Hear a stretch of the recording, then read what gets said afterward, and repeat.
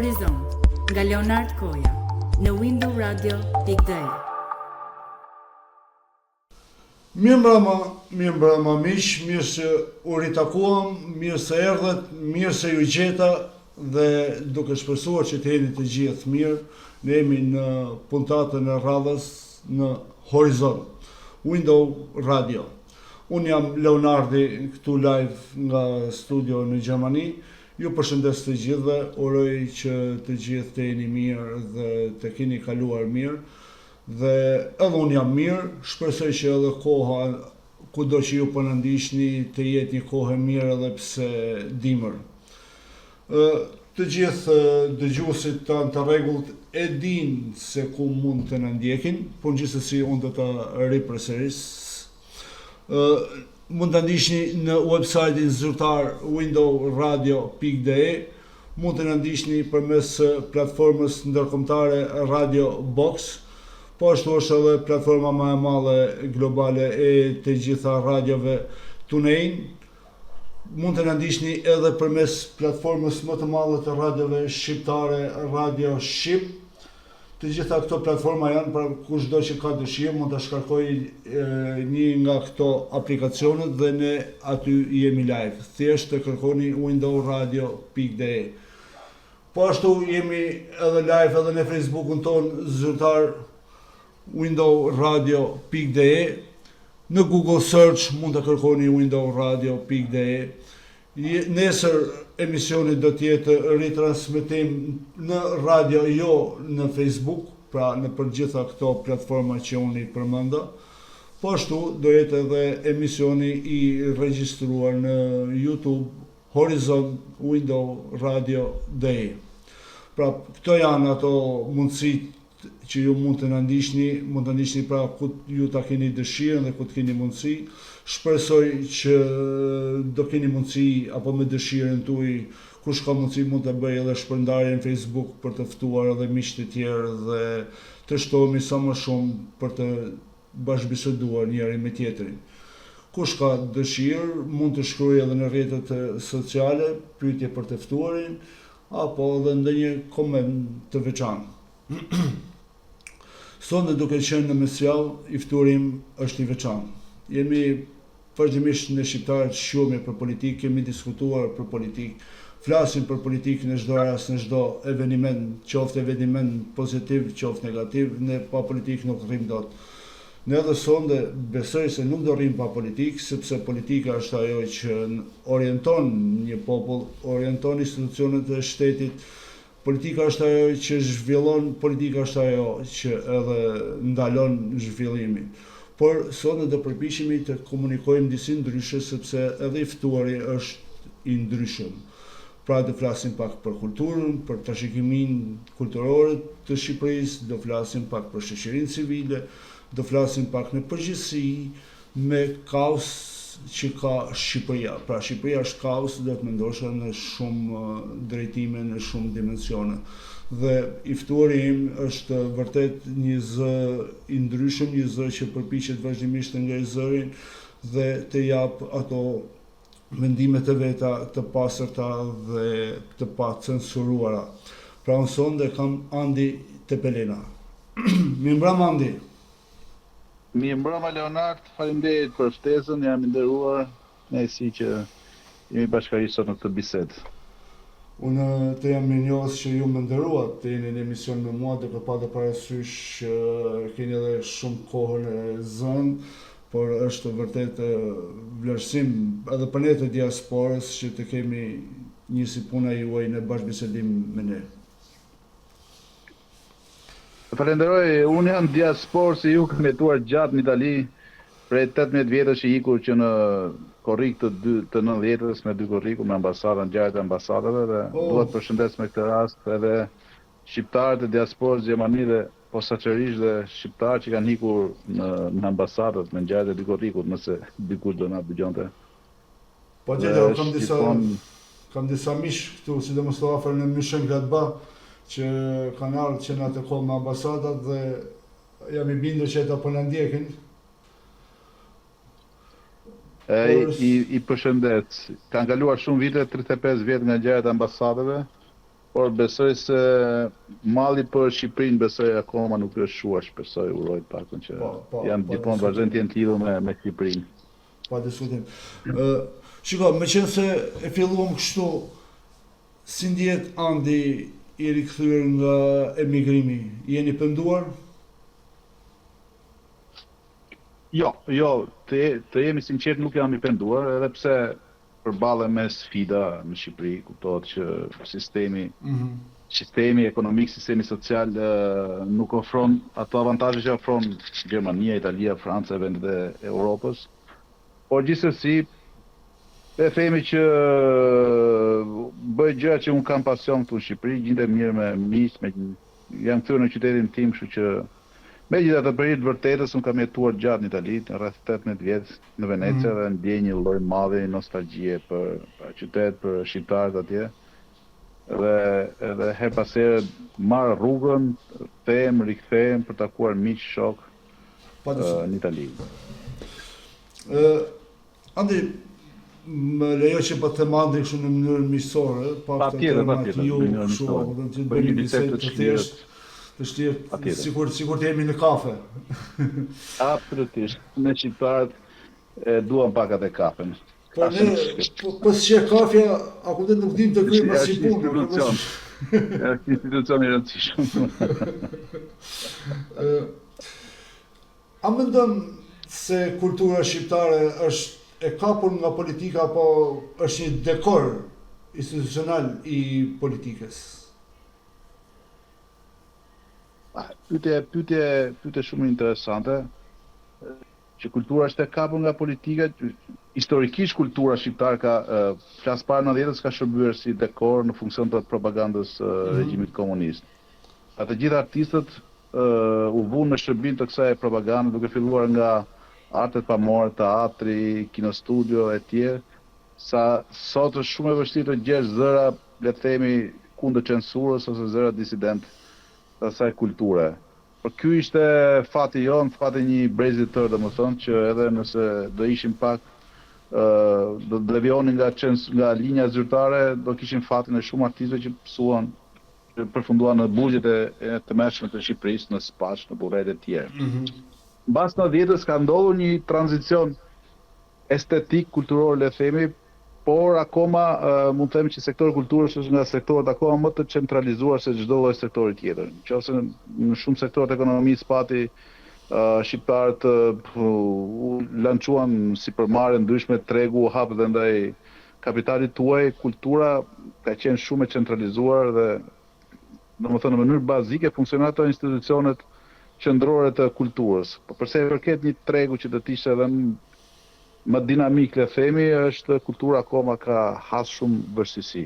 Kjo vjen edhe pse një klasë politike kryesisht ignorante, që nuk e ka pas prioritet as artet as kulturën, kë pas 90-s. Po plus dhe Shqipëria ka pas hallet e veta, prioritetet tjerë që kanë qenë me zhvillimin ekonomik në sektorëve të ndryshëm, dhe kultura ka ngel shumë prapa kësaj. Për hir të vërtetës kanë shkëlqyer artistët shqiptar, njerëzit e artit dhe kulturës në emigracion, në diasporë. Ne sot kemi njerëz të hyrë të skenës botërore, duke filluar nga Emanuela Jau apo në artet pamore, shumë të tjerë në muzikë, këtu perëndis, dhe do thotë që shqiptarët janë shumë kreativ, janë shumë shkëlqejnë me talentet e tyre. Unë mendoj se çdo familje shqiptare ka nga një njerëz që merret me artin dhe me kulturën. Pra, nuk mungon talenti dhe kreativiteti, sepse jemi mbi gjithë edhe një vend mesdhetar, në këtë aspekt nuk ka se mungoj talenti. Por në Shqipëri ato janë strukturat që mungojnë struktura mbështetëse për artin dhe kulturën. Po të bëj një krahasim të vogël jo vetëm me Europën, po edhe me Kosovën, që jemi shumë mbrapa. Domethënë ne kemi fondin për kulturën, për artin dhe kulturën e kemi diku tek 0.5% e prodhimit brendshëm bruto, pra një shifër rreth 18 milion euro total për kulturën, që po të bësh një llogari thjesht janë 1-2 kilometra rrugë rurale, kjo është fondi për kulturën këtu. Me çmimet e qeverisë. Po, me këto rrugët tona që ndërtohen dhe mbas 6 muajsh fillon e riparohen sepse bien hapen gropa e tjerë. Për këtë si rrugësh po flas. Kuptoj. Pra, mbështetja për kulturën është në kufite e ekzistenciale. Kurse në Kosovë, për shembull, një shtet shumë i hershëm, pra shteti jon i Kosovës ka mbështetje për kulturën shumë të madhe, diku te 5 herë, 6 herë më të madhe. Kjo tregon që ka një interes madh edhe një prioritet për mbështetur artin dhe kulturën, sepse pasaporta jonë, në fare, pasaporta jonë e shqiptarëve. Me këtë shqiptarët mund nderohen në botë për talente që kanë lënë, Dua Lipa, ku diun, domethënë janë shumë Ka pa fund, ka shumë, por shiko, Andi, problemi është këtu, se me të vërtet kemi individ që shkëlqejnë në skenat botërore, shkëlqejnë në letërsi, shkëlqejnë në arte pamore, por kudo, qoftë edhe në sport, kudo. Po i thon 35 vite Andi, nuk i thon pak, i thon një brez ose më shumë, e kupton, po marrim atë brezin që në 90 ka qenë një vjeç, që ka lindë atëherë. Por mendon një fjalë që shteti jonë mbas këtyre 35 viteve ka bërë hapa mbrapa, sepse ne mund të krenohemi me individ të ndryshëm, por problemi është se sa i përthith shoqëria jonë, shteti jonë të jenë kontribues për shtetin e Shqipërisë. Po, shiko, për që konkret, shikohet mbështetja për kulturën në aspektin monetar, domethënë. Qose ne flasim për një kinema, sot që do të zhvillohet kinema, sepse kinemaja ka një audiencë më të madhe, jo vetëm në Shqipëri, po ka potencial për pas audiencë botërore. Po tjetër. Mbështetja për kineman është diku te 1 milion deri 1.5 milion euro.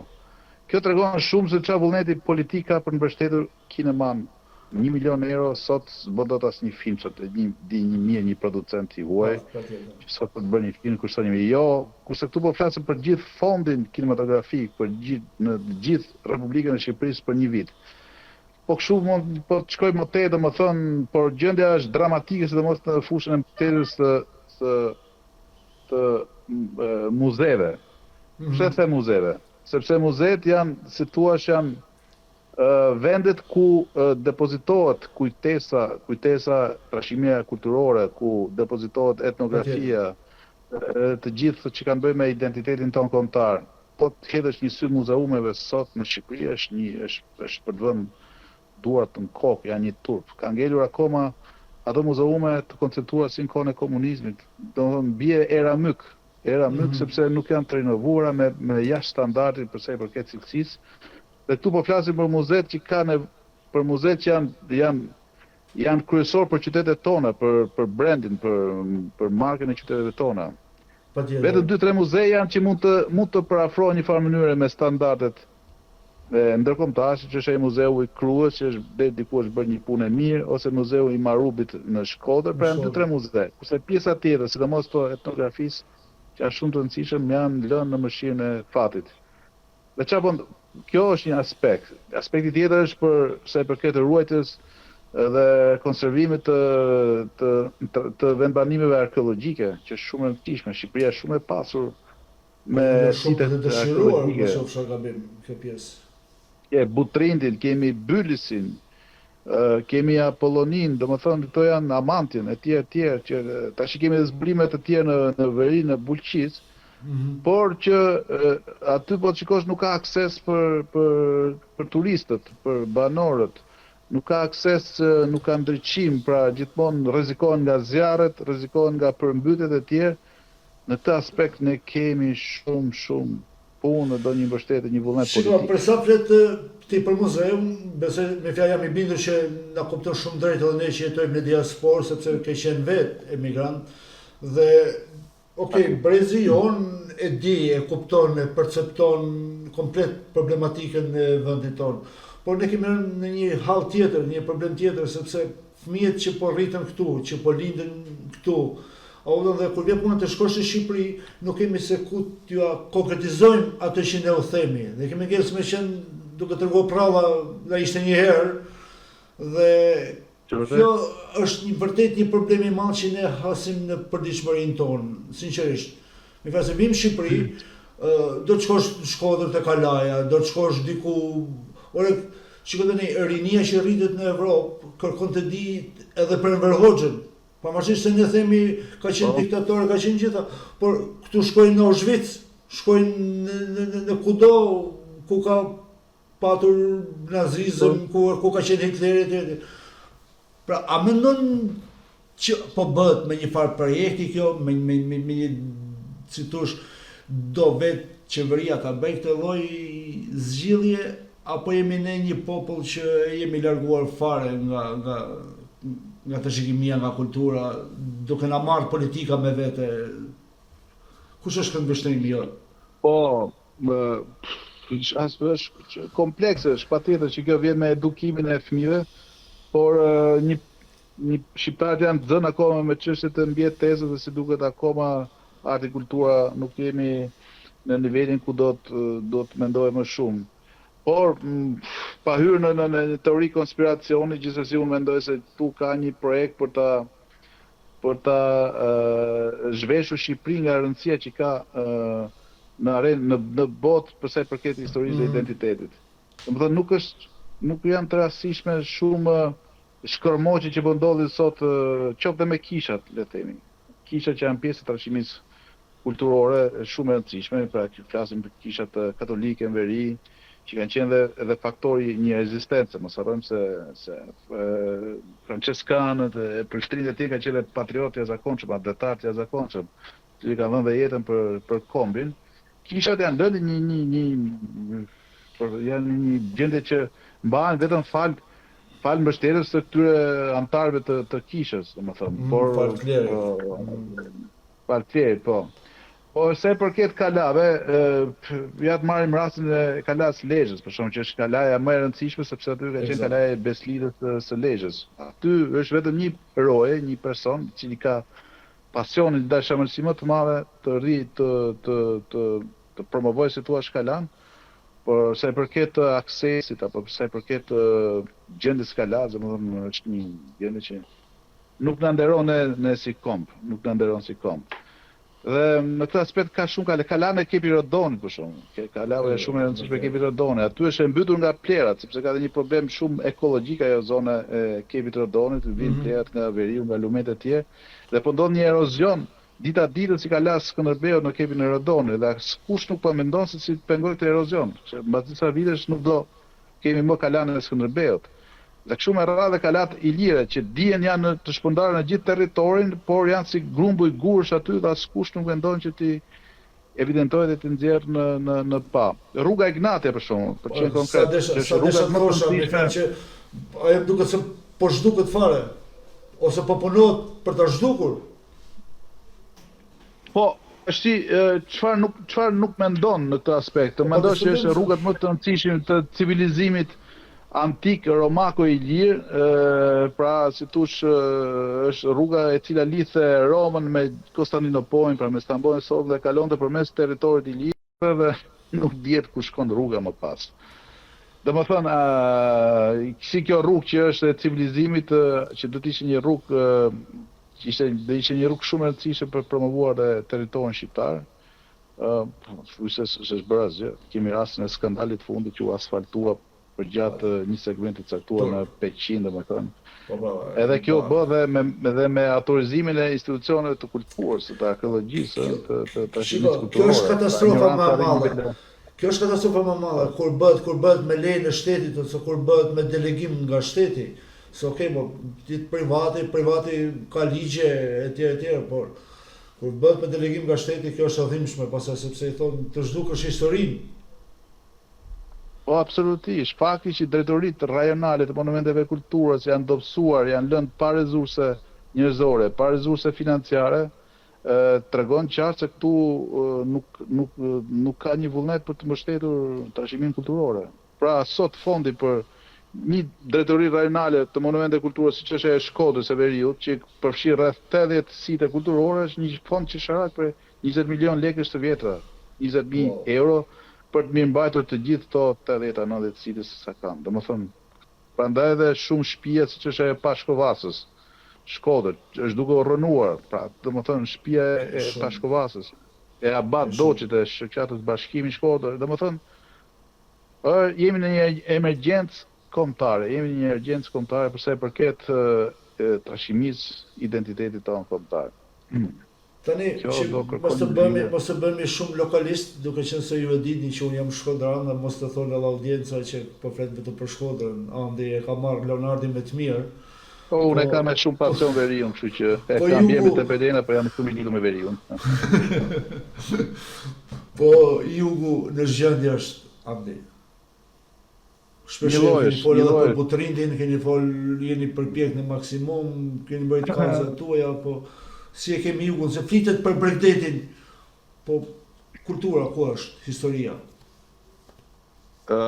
Shiko, kam bërë një udhtim në jug e Pirin to, se më pëlqen të quaj Jugu apo e Piri, që shkon deri në Çamëri, e dini ju shumë mirë që shkon deri në Çamëri, dhe kam parë zona të tëra Bosh, Gjirokastrën, Tepelenën, Përmetin, Këlcyrën, Kolonjën e Sekën, domethënë është një trishtim i madh. Nuk ka njerëz. Edhe nuk për shembull në Gjirokastër mungojnë ato zanatçit që punonin gurin, se ka drëm i çatit që punoshin me gur. Pra nuk ka njerëz, Gjirokastër nuk ka njerëz që të punojnë me gurin, dhe është një qytet i ndërtuar mbi gur. Nuk guri me dur alumina apo me materiale gjivinatina. Për punime guri. U kam frikë se do ngelim edhe pa elektricist me çfarë ka marrë drejtim shoqëria jonë. Jo më për zanatçit gurit e drurit. Po, me falë për të hyrje, se do shta banalizova, por është diçka dhimbshme, a kupton se janë ndërtuar gjithë juridik, ekonomik, a kupton dhe i kemi harruar fare këto zanatet e profesionit, profesionale, apo aq më tepër siç është zanati i gurit e i drurit. Po ndjesëm. E vërtet është, jo ka mungesa totale dhe unë shumë shpejt në krye të 10 viteve nuk do gjesh më një hidraulik në Shqipëri, sepse ikin gjithë Gjermaninë, e keni marrë ju gjithë zana që nuk kemi. Është e trishtueshme vërtet. Do marrim, do zëvendësohet nga këto komësit e tjera, nga Bangladesh, nga Kinez, nuk di si do quhesh, situatash dramatike. Nuk gjet një infermier që të bëjë asistencën e pleqve. Është një popullat që po plaket në mënyrë dramatike, domethënë në krye të 10 viteve popullata janë do jetë e plakur. Dhe nuk do ketë njerëz që do merren me mbajnë pleq, pas kujdesen për pleq. E kjo është vërtet është mban alarmi në të gjitha fushat. Por sidomos tek profesionet siç edhe vet. Pra sot të rinjt kërkojnë të kenë një diplomë që do t'i japi mundësi për t'ikur diku jashtë, sepse ndërkohë momenti është që edhe një me shkollë të mesme mund të investohet në profesione, për shembull kondicioner që ka shumë nevojë, apo elektrike. Të gjitha po shikoj se po duket sikur dolem nga tema, por shikoj duhet disa politika të ndryshme sociale edhe nga vetë shteti, se mirë mos e do ikësh, do shkosh në Gjermani, në Angli, në Amerikë, por jo gjithë do kërkojnë mjek, do kërkojnë jurist, por do kërkojnë profesione, sepse edhe këtu ti e di shumë mirë që është popullsi në plakje, dhe këta kanë nevojë për elektricist, për hidrolik, për mbajtjen e pleqjve etj. Por në Shqipëri po shohim një shterrim nga këto lloj fushash, ose jo politika të drejta nga vetë shteti.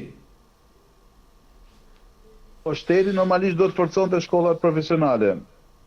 Lidhita, sidomos tek fusha e turizmit. Ekziston Universiteti i Turizmit, po ja çan ndodh për shembull. Universiteti i Turizmit nuk është i lidhur fare me tregun turistik. Shkolla mbaron shkollat e turizmit mbarojnë në qershor, nga fundi i qershorit. Ndërkohë është tepër vonë sepse sezoni turistik për fat mirë në Shqipëri tash fillon që në fund në prill, maj e tjerë. Dhe nuk ka student që të paktën të bënin praktikën apo të punsoshin gjatë sezonit veror. Kështu që do të bëhet një marrëveshje e madhe midis shtetit shqiptar dhe sektorit turistik, që shkolla e turizmit të mbarojë fundi majit maksimumin, në mënyrë që qershori t'i zejë të kenë një mundësi punësimi në sektorin turistik. Kështu që ndihmohen të dyja palët. Patjetër që turizmi nuk mund të ketë zhvillim nëse nuk ka profesione për të ndihmuar. Patjetër. Është hoteleria, është çdo gjë lidhur me turizmin, më thënë janë qoftë edhe kamarierët, duke filluar që nga kamarieri, duke filluar po diun në gjitha do Zëngjir, është zëngjir e gjitha. Po a mendon që kemi një rini në krizë sociale? Pra duke patur parasysh që shteti jo, duke patur parasysh edhe problemet e prindërve, pra a mendon që kemi një rini që ka rënë në një krizë sociale ose në një traumë sociale?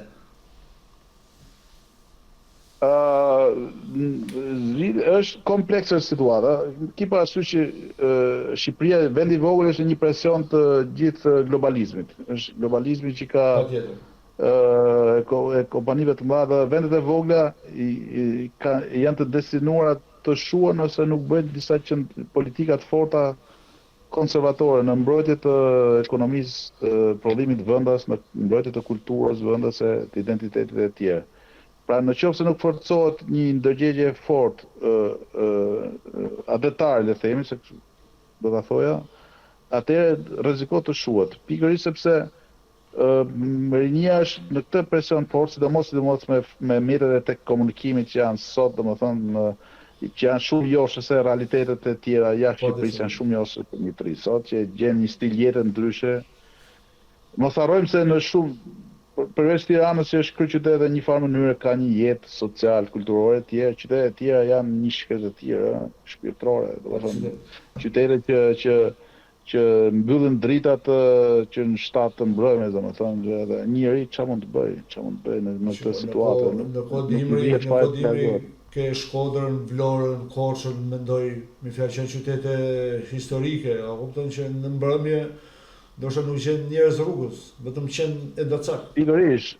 Shkodra deri diku Shkodra jote shpëtohet, do mbas Tiranës Shkodra pjesa universitare ose pak pjesa e kufiet në malin e zi, po gjithsesi është shumë e zymë. Shumë e zymë jeta social kulturore për trim. Dhe kjo që i shtyn dhe unë e shoh kur është Big Brother i këtu, rrugët edhe në Tiranë janë boshatisën komplet. Domethënë për mbushin një atë pjesën shpirtërore përmes një emisioni show që është Big Brother, sepse nuk e gjen veten tek gjërat e tjera. Por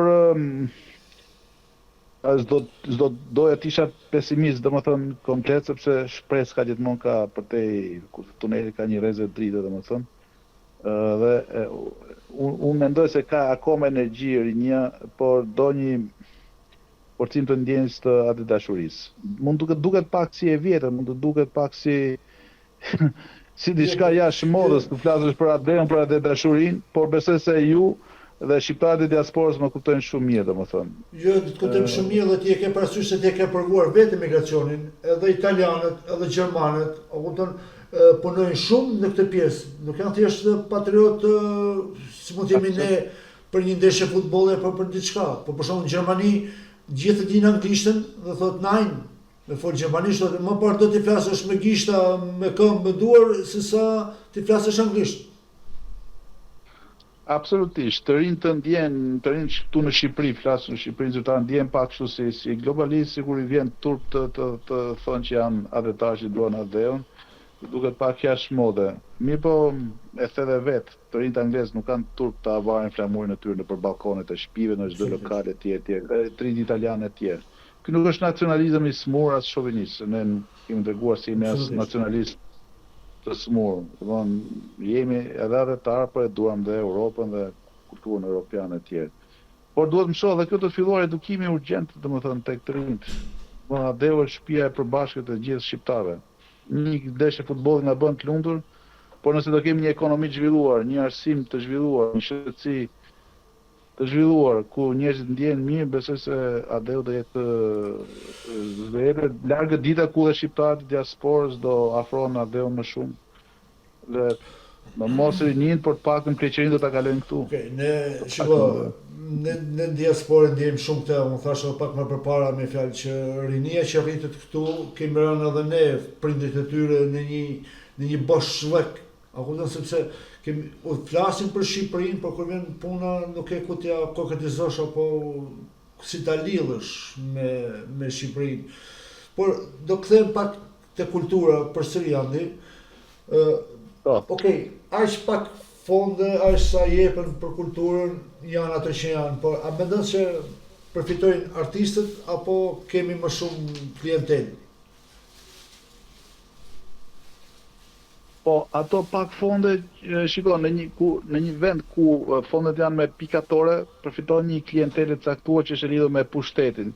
Pra le të thëmë ata klanet e vogla që janë të lidhur direkt me qeverinë. Kurse çfarë është sektori i pavarur që është sektori jashtë sektorit shtetëror, publik, le themi, vuan shumë unë e shoh për ditë sepse janë pjesë e këtij sektori dhe mungesa një tregu dinamik ku dhe sektori privat të jepte një kontribut për kulturën ndihet shumë mungesa e mbështetjes nga sektori privat. Le të bëjmë një krahasim me Kosovën. Kosova për shumë ka një ligj të mirë për sponsorizimet në fushën e arteve, kulturës dhe sporteve dhe nga ky ligj që është incentivuar për sektorin privat, gjeneron rreth 50 milion euro në vit, që nuk është shumë e vogël për një vend vogël si Kosova. Dhe kjo jep një frymarrje të gjithë tregut të arteve dhe kulturës. Është edhe shtet i ri. Kurse këtu jemi katandisur me shifra qesharake, domethënë dhe tregu është i bllokuar, tregu privat, dhe është i bllokuar gjithë, nuk në këtë aspekt janë vetëm fal pasionit të profesionistëve që e mbajnë në thonjë si thua, por një pjesë e mirë dhe artistëve mbarën në Akademinë e Arteve nuk orientohen, nuk ka një treg ku të orientohen për gjetur një punësim apo një punësi tjetër alternative. Pra kjo është sektori. Unë do doja që në shkufje ku ndodhet Shqipëria të emergjencës kombëtare, fondi të pak të 70% e fondeve publike për kulturën të shkojnë në mbrojtje dhe mirëmbajtjen e trashëgimisë kulturore, sepse vërtet është një gjendje po degradohet dita ditës. Dhe 30% për kreativitetin. Kuptohet një dorë duhet ta japet e diaspora në këtë aspekt, por e diaspora ka nevojë të orientohet, të di se ku duhet të orientohen gjithë. Kjo është e duhur, se duhet të orientohet, duhet një orientim dhe duhet programe, projekte të mirëfillta të orientimit. Programa afatgjata, projekte afatgjata. Kjo është ajo. Sepse nuk është puna për një koncert, për një teatr. Jo, absolutisht jam dakord me ty.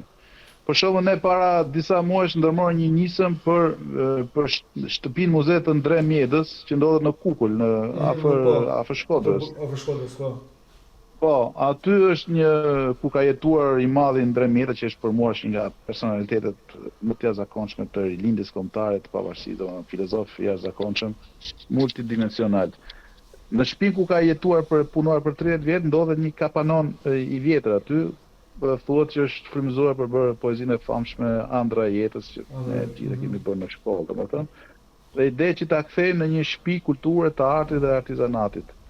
Në këtë aspekt po përpiqemi të ndërtojmë strategji që ta rindërtojmë këtë gjë dhe ta kthejmë për komunitetin vendas, sepse flasim për fëmijët e fshatit, po të kthejmë një qendër rezidencë për artistët, për shkrimtarët që do donin të kalojnë më shumë kohë në pranë kësaj qendre.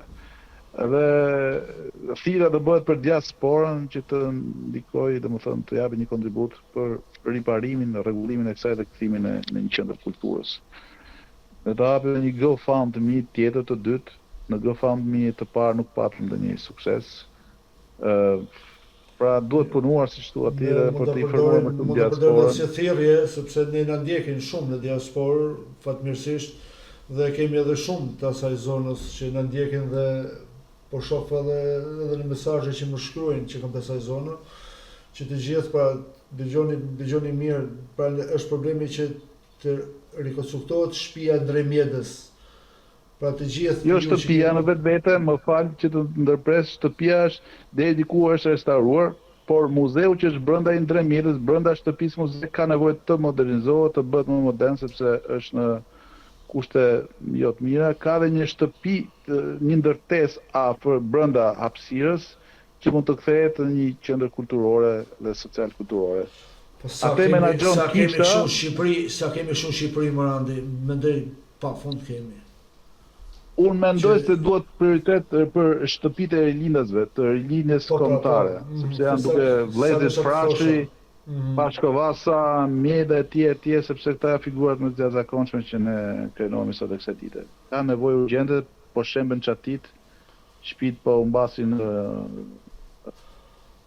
Mbasa të vlerën e tyre, pra, sepse kur nuk ka rikonstruktim, kur nuk ka vizitor, apo do normalisht që fillojnë harrohen dhe kjo do ishte dhimbshme. Patjetër. Shiko, Mbetet sfidë menaxhimit tyre, gjithsesi më pas, por kjo është një kapitull vetëm, sepse ka nevojë të jepet jetë pas rekonstruksionit. më vjen një pyetje interesante, sinqerisht falenderoj. Përshëndetje thotë i nderuar, me respekt thotë për zotin Tepelena, thotë. Unë jam një gocë 24 vjeçare, thotë, jetoj në Irlandë. Dhe po ndjek fare rastësisht. Të lutem, jam thotë violiniste këtu, thotë, dhe me duket vetja thotë se jam mirë, thotë, por mos flas shumë për veten. A mendon thotë, më bëj një pyetje zotit Andi, thotë, a mendon që skena kulturore në Shqipëri, thotë, është një realitet apo është mit për të mbuluar një fasadë? Interesante. Shiko, Shumë faleminderit nga vajza. Jo, faleminderit për pyetjen, edhe e kuptoj që ka një interes madh shumë për artistët, sepse e tham që artisti shqiptar gjithmonë ka një talent dhe do ta shpreh edhe jo vetëm aty ku jeton, dhe për vendin e vet.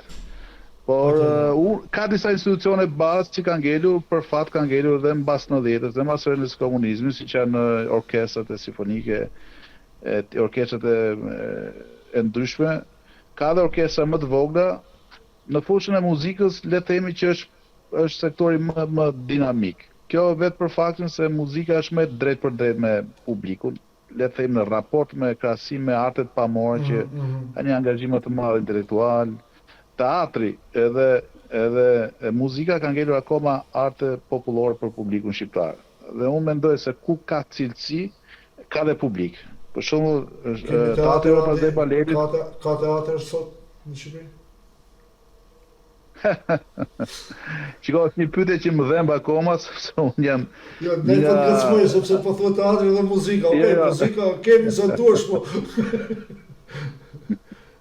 Ka ngelur teatret e qyteteve, janë ato teatret e vjetër, po le të themi që mban këmbë fal pasionit të aktorëve, regjizorëve që janë aty, por mbështetja e këtyre është ajo që është, domethënë, aq shumë e pak.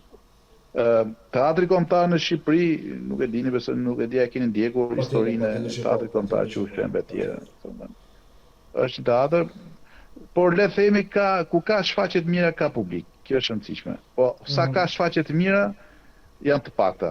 Kjo edhe për nivelin e shkollës tonë, le do të jemi sinqert. Domethënë niveli i shkollës tonë, fushë teatrit, kinemas është shumë i dobët, janë të pak regjisorët që kanë përqafuar si të shkollat e mira perëndimore që kanë studiuar në perëndim për të marrë një përvojë. Pra janë akoma mbetur. Edhe pse të pakët me fjalë, por prapë janë më të pakët ata që mund të vinë në Shqipëri për të ushtruar apo për të ndërtuar një projekt.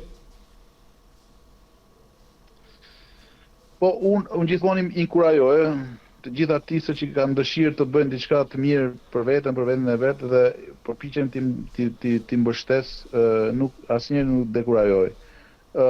Sezoni turistik, sezoni verës është periudha më e mirë sepse qytetet tona kanë nevojë të gjallërohen, sidomos qytetet bregdetare, duke filluar nga Saranda deri në Shkodër. Sepse vinë turistët dhe e shohin, nuk ka aktivitete kulturore, domethënë dhe mërziten. Nuk është vetëm çështje e deti i bukur, apo deti i bukur është një fjalë goje e madhe, sepse ndotja e detrave e ujit tonë është skandaloze, po nuk thuhet kjo hap për mos shprishur punë. Por le të themi që sheshet tona të qyteteve tona janë, sepse gjë që shifet dhe gjë që për shembull në kontakt edhe me të huajt këtu, okay, u pëlqen natyra, por të gjithë kanë një tokë fjalësh. Ju po e vrisni natyrën. Absolutisht. Derën akoma uret e zeza në detet edhe në Jon, aty ku themi ne që janë uret e kaltë dhe të kristalt. Është skandaloze gjendja në Himar, në Livar, gjithë zona e jugut. Vazhdon derën uret. Po lej po të qëndroj për përgjigjen e vajzës. Nëse patjetër ka përpjekje, ka artist në këtë vend, janë rreth 2000 artist, 2000 muzikantë, le të themi janë, domethënë të veglave të ndryshme muzikore, por kryesisht janë të atachuar pranë institucioneve publike shtetërore. Ajo që i mungon thua sipërmarrja pra krijimi një tregu muzikor të pavarur nga sektori publik i mbështetur, nga Ministria e Kulturës e tjerë. Dhe këtu duhet më shohat fort me orkestrat e vogla, për shembull 4-5 vende që mund të bëjnë koncerte nëpër Kështjella, aty ku ka turista, nëpër qendrat e qyteteve urbane, Shkodër, Lezhë, Durrës, ku ta di unë, dhe interesi do ishte i madh, ëh. Edhe është ka momente të vijnë dhe biletat. Se ka një problem madh ne ka ngel akoma nga komunizmi që aktivitetet kulturore i ka biletat. Mendësia e edukimit publiku dhe kjo është e gabuar, se nuk krijon dot qëndrueshmëri nëse nuk vend bilet. Por ka ardhur momente që të mendohet për një bilet korrekte çmimit për publikun. Po dua pa të bezdisur ty, po të respektojmë këtë vajzën, sepse po më duket shumë interesante, por pak a shumë të edhe pyetjen, sepse po më shkruante, thotë, a i ka ardhur koha thotë që në Shqipëri të ketë teatro lëvizëse, apo të ketë edhe grupe muzikore në për Kështjella, në për plazhe, në për resorte, që të mund të sjellim edhe ne nga kultura jonë, apo nga kulturat e lëvizjes, sikur i ka thot këtu në Irlandë, apo në kudo në Perëndim. Dhe a mendon që ka në Shqipëri dhe si funksionon? Tani, okay, është pak si lëmsh, po besoj se ju e dhat atë. Jo, e kuptova, edhe kultura e shfaqjeve shëtitëse është shumë e mangët. Por shoh është vetëm një teatr shëtitës, si kompani teatri shëtitës që është drejtuar nga Qelonda ose ajo e cirkut, ka orkestra të vogla, është domosdoshmëri absolute. Dhe me këtë treg turistik në vende rezorte turistike, tash në Shqipëri po krijohen dhe rezorte të mëdha turistike dhe ka nevojë të zbaviten dhe ata vizitorë, klientët e këtyre rezorteve turistike, dhe është një domosdoshmëri e madhe, domethënë janë shumë të pakta agjencitë që merren me menaxhimin e artistëve të gjitha xhanerëve. Ka nevojë të krijohet një klasë re menaxherësh kulture. Dhe unë e di që në Angli, Gjermani patjetër ka dhe shqiptarë që kanë mbaruar shkolla për menaxhim arti dhe kultura është e domosdoshme. Dhe unë mendoj se është një treg shumë dinamik. Është akoma në nivele jo aty ku duhet, por është në rritje e sipër. Dhe kjo është fakti se po rritet turizmi, po rritet turisti dhe turisti ka nevojë të zbavitet. Që ka momenti për teatrin shëtitës, për koncertet, për kineman shëtitëse, për gjithçka. Se ne shohim këtu, unë shoh në Gjermani të paktën apo që këtu dalin, këndojnë, bëjnë aktivitete të vogla nëpër si thosh në qytete të vogla, jo më nëpër qytete të mëdha.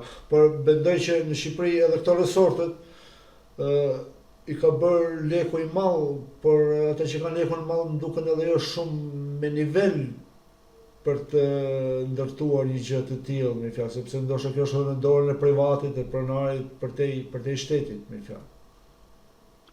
Po shiko, sot është shumë eco-light, mund të jesh pronar i madh, mund të jesh edhe i interesuar me kulturën. Sa dinamike janë vetë pronarët tek kultura, për pronari i resortit, sa dinamike është ai, a kupton? Po do detyrohen të bëhen dinamik dhe të bëhen më kreativ. Pse? Sepse një turist kur vjen në fund fare pas një udhëtimi mund të bëj edhe bëj komente negative që thoshte aty ku në hotel resortin ushqimi ishte shumë i mirë, deti i mirë, shumë e tjerë, por nuk kisha aktivitete sociale kulturore. Kështu që kjo reklam negative pastaj detyrojnë të reflektojnë. Domethënë kemi ardhur në një pikë që dhe kanë filluar të reflektojnë dhe këto dhe ka nevojë për shfaqje që të mbahet turizmi mbahet të zbavitet. Por nuk është vetëm çështje e turizmit, se kjo ka rëndësi edhe për shqiptarët, domethënë edhe për gjatë vitit është shumë e rëndësishme, domethënë që kuptohet që do një vullnet politik, sidomos nga bashkitë, sepse bashkitë janë lënë pa financa nga pushteti qendror. Për kulturën pothuajse nuk kanë zë fare për kulturën. Dhe është një situatë që vjen për faktin që bashkitë nuk kanë autonomi vendore për të vendosur vetë. Kjo është situata. Kështu që ka nevojë një shtys në këtë drejtim. Më falë në mënyrë miqësore, po mos më çmend fare tani me këtë pjesë, sepse duket sekretarët e bashkive janë bërë si drejtorë, kupton se tani kemi kryeministrin kryetar partie, kryetar qeverie, kryetar bashkie, çfarë thotë ai, hiç këtë bëra të, a kupton, por faktin që na kanë lënë këta emrat, Shkodra, Durrës, Tiranë, Vlorë, faktin themi kështu apo për bashki. Po, e vërtet. Por duhet forcohet sektori privat publiku, pra bëhet I qëndrueshëm me kontributin e publikut me fonde alternative, por duhet mbajtur shpresa tek ministritë apo tek. Besoj se është ajo fjala juaj e fillimit, me fjalë që këta që mbarojnë universitetet e turizmit apo hoteleri, me fjalë mendoj që duhet edhe vetë pronarët apo këta të resorteve apo të ndërmarrjeve private, ku diun, me fjalë duhet të punësojnë të tillë njerëz, të kenë të tillë njerëz afër, me fjalë që të orientojnë edhe turizmin, të orientojnë edhe sepse normalisht vinë edhe fitimet, ndoshta nuk vinë aq të shpejta sa ata I duan, por vinë gradualisht mirë, mendoj.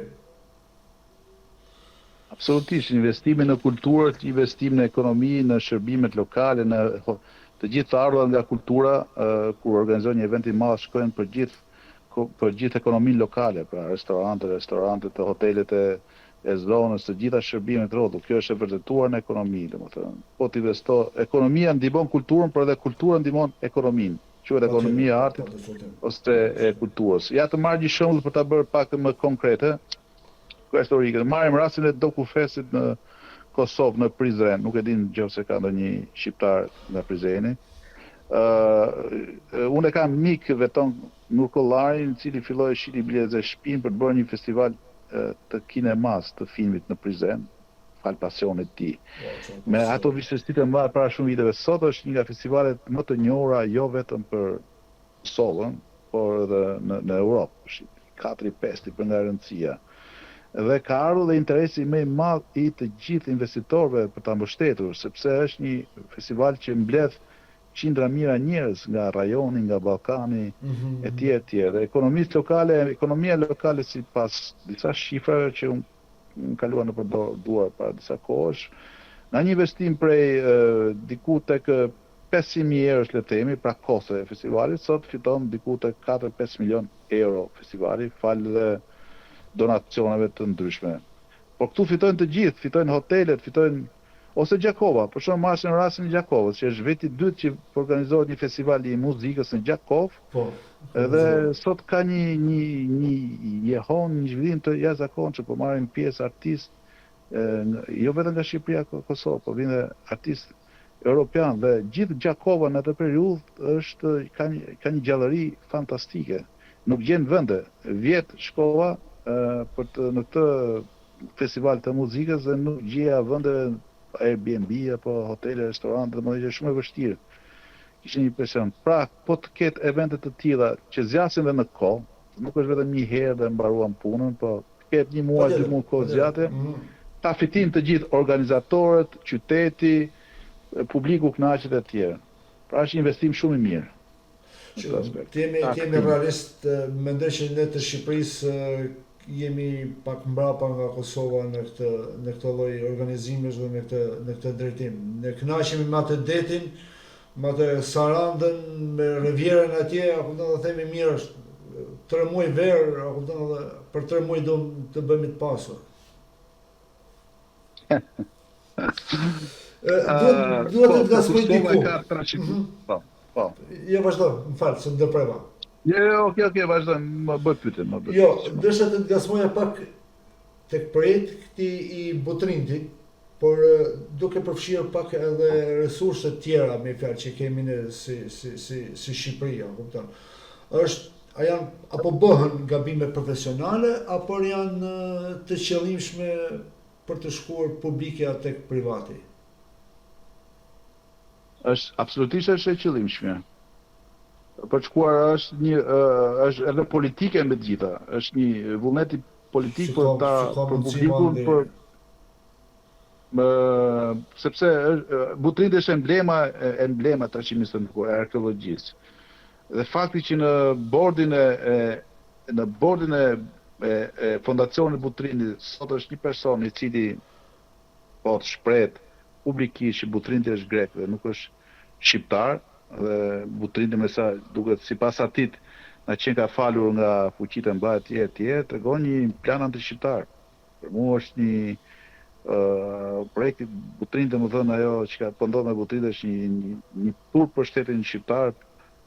Dhe uroj që me një qeveri përgjegjëse madhetare ai projekt të ndalet dhe të rikthehet aty ku ishte Butrinti, që përket shtetit shqiptar që ketë përgjegjësinë për menaxhimin e Butrintit.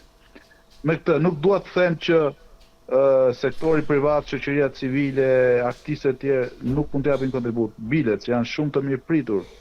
Përse përket, por po ndodh ajo me Butrintin që pothuajse është transferuar dhe prona, pra sikur pronësia nuk i përket më shtetit shqiptar, por përket një fondacioni të huaj. Megjithatë një fondacion Mo kenen pa tekst me fjalë, sepse tash kësa i thon të dorëzohesh pa kushte. Është dorëzim sovraniteti, një farë mënyrë. Kjo është problemi. Sovraniteti kulturor, por kjo është sovraniteti territorial. Sepse kur dorëzon sovranitetin kulturor, pastaj kjo sjell gjithë probleme që kanë të bëjnë me kushtetutën, me qenin tonë si shqiptar. Pra jemi në një betejë, jemi një betejë të fortë. Unë kam parasysh betejën tuaj, kam lexuar, sa kam pasur mundësi t'ju ndjek nga larg, me fjalë kem parasysh sepse ju keni vetë parasysh edhe dinamikën që është në diaspora, kupton. Por ku jemi si popull mandi, pse po dorojmë kështu, pse po falim kështu, ku diun çfarë është kjo që po ndodh me ne? Shiko, mund të jenë pak edhe ky tranzicioni i lotshëm i shqiptar i ka detyruar shumë njerëz të ta braktisin Shqipërinë. Dhe unë nuk mund t'i vej faj shqiptar, sepse siç janë këta, kam qenë dhe unë në 90-ën që për një jetë më të mirë u ika nga ky vend për një jetë më të mirë. Dhe besoj se është një lloj parabole që shqiptarët do largohen për një periudhë të caktuar, por besoj se kush ikën mbas 15-16 vjetësh do kërkojë rikthimin në mënyrë të natyrshme. Unë dua besoj që shqiptarët janë lindur në vendin e vet. E kam shpresën gjithmonë tek diaspora, po jo vetëm kuptimin e remitancave e mbështetjes financiare që çfarë do ngel? Çfarë do ngel për koha që ta mbushë mendje për të kthyer nëse ne reagojmë sot? Ky është një projekt i madh, ka ndodhur në Greqi edhe në Portugali që u rritën rrogat, u rrit mirëqenia, pra nga rrogat që ishin diku 500 euro, shkuan 1200 euro, dhe këtë favorizon patjetër antarësimin në Bashkimin Evropian, sepse rrogat do rriten. Edhe pati një kthim, kujtohet në Greqi prej 1 milion grekësh u rikthyen në Greqi në vendin e tyre. Kjo po ndodh tashmë edhe në Bullgari, në Rumani, që janë vende që po konsolidohet dhe demokracia dhe shteti i së drejtës. Por pandyshim politik, unë e shoh akoma të vështirë për shqiptarët e rikthimin. Ka nevojë për një ndryshim politik që gjithë klasa politike e pas 90-s të hiqet, të largohet dhe të vinë një klasë e re politike. Nuk duhet perfekte, me shumë defekte patjetër, sepse mungon dhe kultura politike në këtë vendin tonë, por është domosdoshme të ndrohen fytyrat e vjetra, të ikin fytyrat e vjetra të politikës dhe din. Unë do doja që edhe diaspora të ishte më organizuar në këtë aspekt. Domethënë vetë diaspora do të krijojë një lëvizje politike të fortë dhe të marrë fatet e vendit në dorë. Domethënë votimi tashmë është realitet me shumë probleme, por të paktën kuptojmë që diaspora, siç po ndodh në Kosovë, do vendoset edhe për fatet politike. Dhe do të ketë përfaqësues parlament. Në shumë shtete kanë zgjidhur këtë, nuk e di, Italia, ka disa, Kroacia ka vende fikse për diasporën.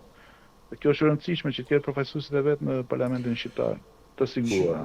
Të jem realist, unë kam patur mundësi të kem në bashkëbisedim edhe vetë doktor Berishën, të kem bashkëbisedim disa drejtues partish, po themi të reja, të vogla si dush, edhe deputet të ndryshëm, edhe në kohën e fushatës, dhe kam vënë re diçka me fjalë që diaspora nga politika e Tiranës thjesht shikohet si numër. Por të gjithë thonë, sikur po e thoni edhe ju, që duhet të organizohet diaspora. Vërtet duhet të organizohet diaspora, por nëse diaspora nuk e ka një pikë lidhje diku në Tiranë, e ka dhe të vështirë të organizohet, sepse duke patur parasysh shumë probleme që ka migracioni, dhe duke patur parasysh që politikat për diasporën do të jenë pak më ndryshe, sepse nuk mund të flasësh me diasporën për rrugën apo për dritat, po themi, apo për ujin në Shqipëri, por duhet disa politika tjera dhe nuk e di, shoh jo të pamundur, por në kufin shumë të vështirë, edhe mënyrën e organizimit të diasporës. Po natyrisht që diaspora nuk është e fragmentarizuar dhe e kuptoj sepse është e shpërndar kudo në botë. Ne kur flasim për vatrën në Itali në Amerikë kemi parasysh vatrën e Nolit, Konicës e tjerë dhe ka ngel një mit. Por vatra sot është, besoj e di fare mirë që është një situatë që totalisht tjetër, domethënë. Janë këto qendrat kulturore janë të domosdoshme ku mblidhen shqiptarët ose krijimi i qendrave kulturore në kryeqytetet e rëndësishme europiane, diku në Rom, diku në Berlin, diku në Paris, ku ta diun në Irlandë etj, sepse kjo krijon dhe kohezionin e diasporës. Pra ka shumë shoqata që janë krijuar shumë shoqata, shumë miq që krijojnë shoqata, por ka nevojë që rreth këtyre shoqatave të ketë një projekt afatgjatë. Mbas festës së pavarësisë, çfarë do ndodhi më pas? Pra do të mblidhemi këtu, do mbajmë gjuhën shqipe gjallë për fëmijët tanë, do kemi një projekt për Shqipërinë në fushën e ekonomisë, në politikë e tjerë. Normalisht vjen gradualisht kjo gjë, ne jemi gjithmonë në urgjenca, emergjenca si komb dhe duam gjithmonë që të zgjidhen çështjet shumë me shumë shpejtësi, kjo do vi edhe diaspora përpiqet shumë, domethënë sepse nëse deri para disa viteve kemi patur një emigracion ekonomik, sot nuk besoj se është më emigracion ekonomik, sot ka emigracion të trurit, të inteligjencës, dhe të shpresojmë me fjalë që ky tru që po emigron, të shpresojmë që të rikthehet sa më shpejt edhe në favorin e Shqipërisë. Po truri patjetër profesionistët kemi, Shqipëria ka nevojë për shumë profesionistë. Pra ti shikon në një krahasim po të bësh një të bashkojë rinin, sepse shiko, unë kam problemi më të madh që e shikoj edhe që më dhëm është rinia e diasporës. Pra, këta janë që duhet të bashkohen, duhet të afrohen, duhet të jemi sa më tërheqës me këta, sepse thash që ose ne si prindër apo brezi jon, me fjalë jemi të lidhur me Shqipërinë. Problemi është këta duhet të ndërtohen disa politika të tjera që të jenë kontribues apo ta ndjejnë veten që po kontribuojnë për vendlindjen. Po sa radio edhe radio juaj është një pikë kontakti shumë rëndësishëm për nxitur komunikimin midis shqiptarëve që kanë në Shqipëri dhe diasporës në këtë rast në Gjermani apo vende të tjera.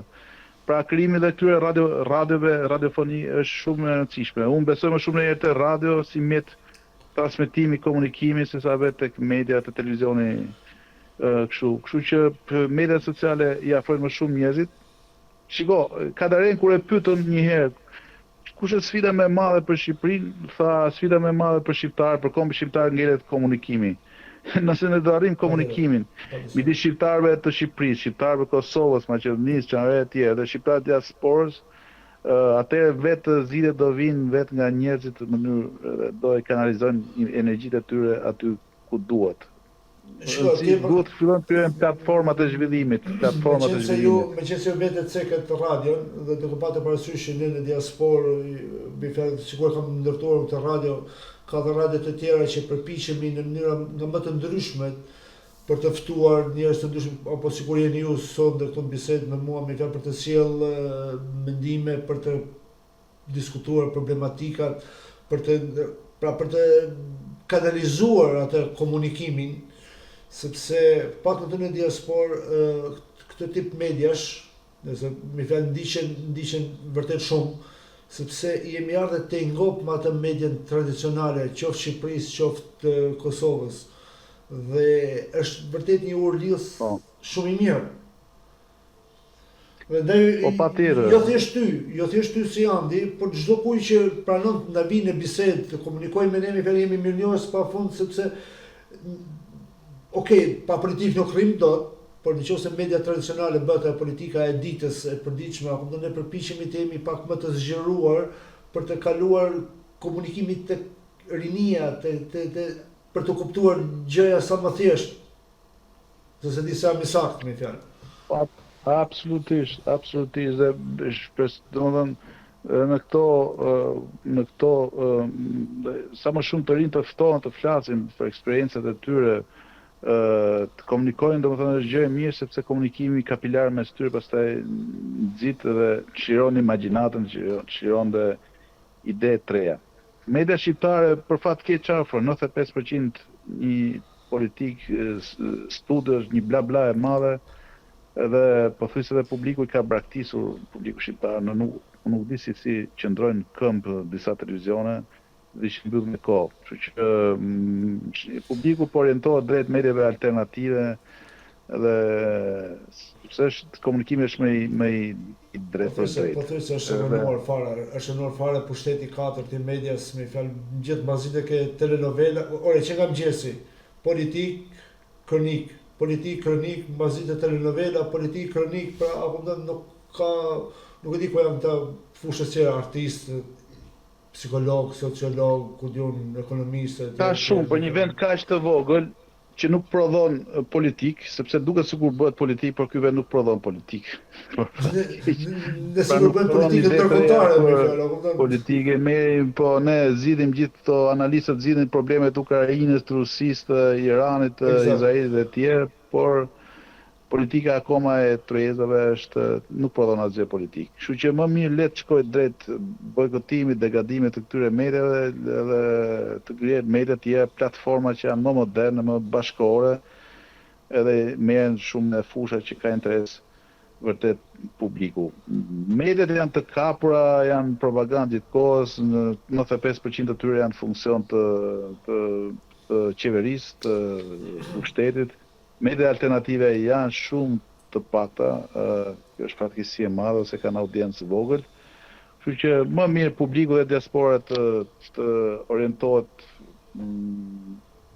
një media përmes këtyre platformave siç është radio juaj, që është e pavarur nga pushteti, nuk ka nevojë, nuk është në varësi të pushtetit dhe është më e lirë, më demokratike, le të themi. Shiko, unë thashë nuk do bëjmë shumë politikë, por pa politikë së rrimë do. Kemi të pashmangshme. Tani, ti po më thua qeveria, po më falë, okej, qeveria është kjo që është, në fjalë. Qeveria zgjidh nga populli, ne dim shumë mirë që populli zgjidh qeverinë. Qeveritarët janë të popullit, okej, plotësisht dakord. Por mua më vëm diçka, por nuk e di se kush është këndvështrimi juaj, që ne s'po kemi opozitë. Më duken si një, më duken si bashkë, më duken si, ku diun, sikur thjesht bën atë zhurmën e lagjes, apo në ditë fortet e lagjes, edhe zihen njëri me tjetrin e pra pajtohen, nuk e di. Po, qeveria, opozita është një dramë, jo vetëm për opozitën, atë politike, por edhe për shqiptarët. Ore, flas përgjithësi për shtetin, sepse një shtet pa opozit. Një shtet pa opozit është një shtet diktatorial. Po patjetër. Jemi xhana autokraci, domethënë një person, një njeri i cili ka kapur të gjitha institucionet e shtetit. Tash i ka ngelur dhe avokati i popullit dhe çdo s'ka si ka ngelur asnjë institucion. E kjo ç'a bën? Kjo çon atë që jo vetëm që s'kemi ndarje pushteteve, se në këtë vend nuk ka ndarje pushteteve, që thoshe Montesquieu 200 vjet para, po këtu janë shkrirë, pra një shtet parlamentar, ku parlamenti do të ishte organi më i rëndësishëm, sepse në fund fare parlamenti është përfaqëson vullnetin e sovranit. Parlamenti është në dominimin e qeverisë, pra ekzekutivi ka marrë masat ka uzurpuar dhe atë që bën parlamenti. Pra ligjet janë fiktive, le të themi. Domethënë çdo projekt ligj që kalon qeveria në parlament kalohen pa kundërshtim se s'ka opozit. Ligji për buxhetin e shtetit, që është gjë më e turpshme në botë, që në Bullgari, siç e keni ndjekur lajmet, u ngritën gjithë bullgarët në protesta të dhunshme, rrethuan parlamentin dhe kurse këtu kaloi për 5 minuta. Që është ligji më i rëndësishëm i shtetit, sepse aty ndahen financat për ushtrinë, për ekonominë, për artin, për kulturën, për bujqësinë etj. Kaloi për 5 minuta. Edhe kjo është i fatkeqësi. Opozita është e dobët, numrat nuk I ka për të kundërshtuar ligjet, ndërkohë populli është një shoqëri e dorëzuar, për fat keq, sepse pjesa e qeverisë e opozitës. E dobët shpreson mi fal kur jeni në gjendje të dobët, thua do rikuperohet, kur jeni me shëndet të dobët, thua do e marr veten, do ketë shëndet, do shërohet. Po më fal tani, është e dobët apo e coptuar, e përçar, e shitur? Absolutisht. Nuk do të fusë në siklet, apo nuk do të fusë në siklet, a ke përgjysh, por sepse sinqerisht nuk I di edhe bindjet tuaja politike, por ne këtu nga larg me fjalë është tjetër përshtypje. Për shembull, edhe me avokatin e popullit, më zhurmë dhe më turp po prodhon opozita vet se sa vet mazhoranca. Dhe fundit mazhoranca po e merr. Po, janë të gjitha ato që përmende. Një pjesë e mirë e deputetëve janë të shitur. Pra, nëse afrohet një benefit, I afrohet një leje ndërtimi, një gjë, shitet me një herë. Nuk ka një shtyllë ideologjike në këtë moment. PD-ja, le themi që është forca kryesore e opozitës, nuk ka një shtyllë ideologjike. Thotë qendrës djathtë, por ndonjëherë merr vendime që s'kan lidhje fare as me të djathtën. Duket ndonjëherë si parti social-demokrate, le themi, domethënë, pra nuk artikulohet për forcimin e biznesit dhe të shtresës mesme, që është humbja më e madhe, hemorragjia më e jashtëzakonshme që ndodh në vendit. Pra, drama më e madhe është që shtresa e mesme jo vetëm po varfërohet, po I hikën. Dhe nëse s'ka stres mesme, po thjesht po xherrohet, më thënë, po minimalisht. Po, tani për qenë sinqert, programi I PD-s, se unë I kam ndjekur gjithë programet, përse s'pati asnjë program, sepse dihet fiton me tepsi, me timon e tjerë, me batutat e Ramës. E tjerë. Një popull I madh, populli ka hikur, një popull që ishte, le themi, popull vizitar, ka hikur për kushte më të mira ekonomike, social-ekonomike. Po doja kishte një program të mirë për ekonominë, përsa I përket taksave, uljes taksave, pra ishte menduar për shembull TVSH nga 20% të bëj 9%. Domethënë kishte një program shumë të mirë, deri diku utopik, të parritshëm. Por fakti është dhe moral, domethënë në këtë momente I mungon morali PD-s, opozitës le themi, sepse njerëzit shpesh as nuk lexojnë fare programin, nuk e kuptuar. Kjo vjen edhe për shkak të një mungese politike të shqiptarëve, pa ne flasim për politik bla bla, por jemi popull apolitik, që do thotë nuk marrin në analizë